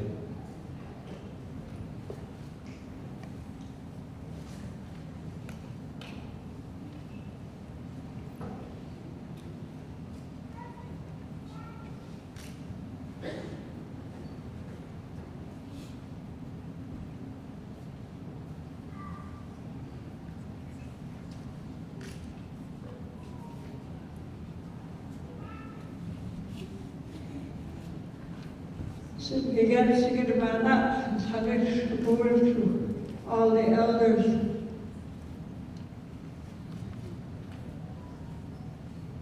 The prayers of our parents. The gathering Sunday remember to keep the Sabbath day holy. Was on what we grew up, most of us, Sunday school time, inviting each other to share a meal, encourage communities, visiting communities. Most of our churches are empty these days. But I thank God that to see the leaders, upcoming leaders, the willing to listen is what be obedient of the heart and honor where life is provided. When you wake up, you've got another day and a job to do. So with prayer, we walk gently and be honorable to people who cross your path. And learn one of the biggest weapons we have. With that, shall we all stand as we when I wake up here tonight, I pray for the Gitxsan and all our youth.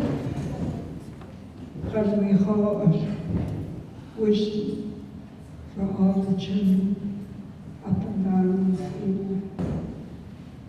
And we will be surrounded us. هذا خير reward وخير. كان القضية فعلا مسد ولا نشوف. Lord, traumatized. Good eyes, British, Lord, was name. We let him in, come home. You kept the deals. To be kind, Khaliya, we witnessed from the Japan Sabah. The ball, the sublimity which you get. Oh my God. So we get, look at us, the deal. Alleen het met ik eerlijk is nu alle actie we dus het maar jaren met een wat hier. Zo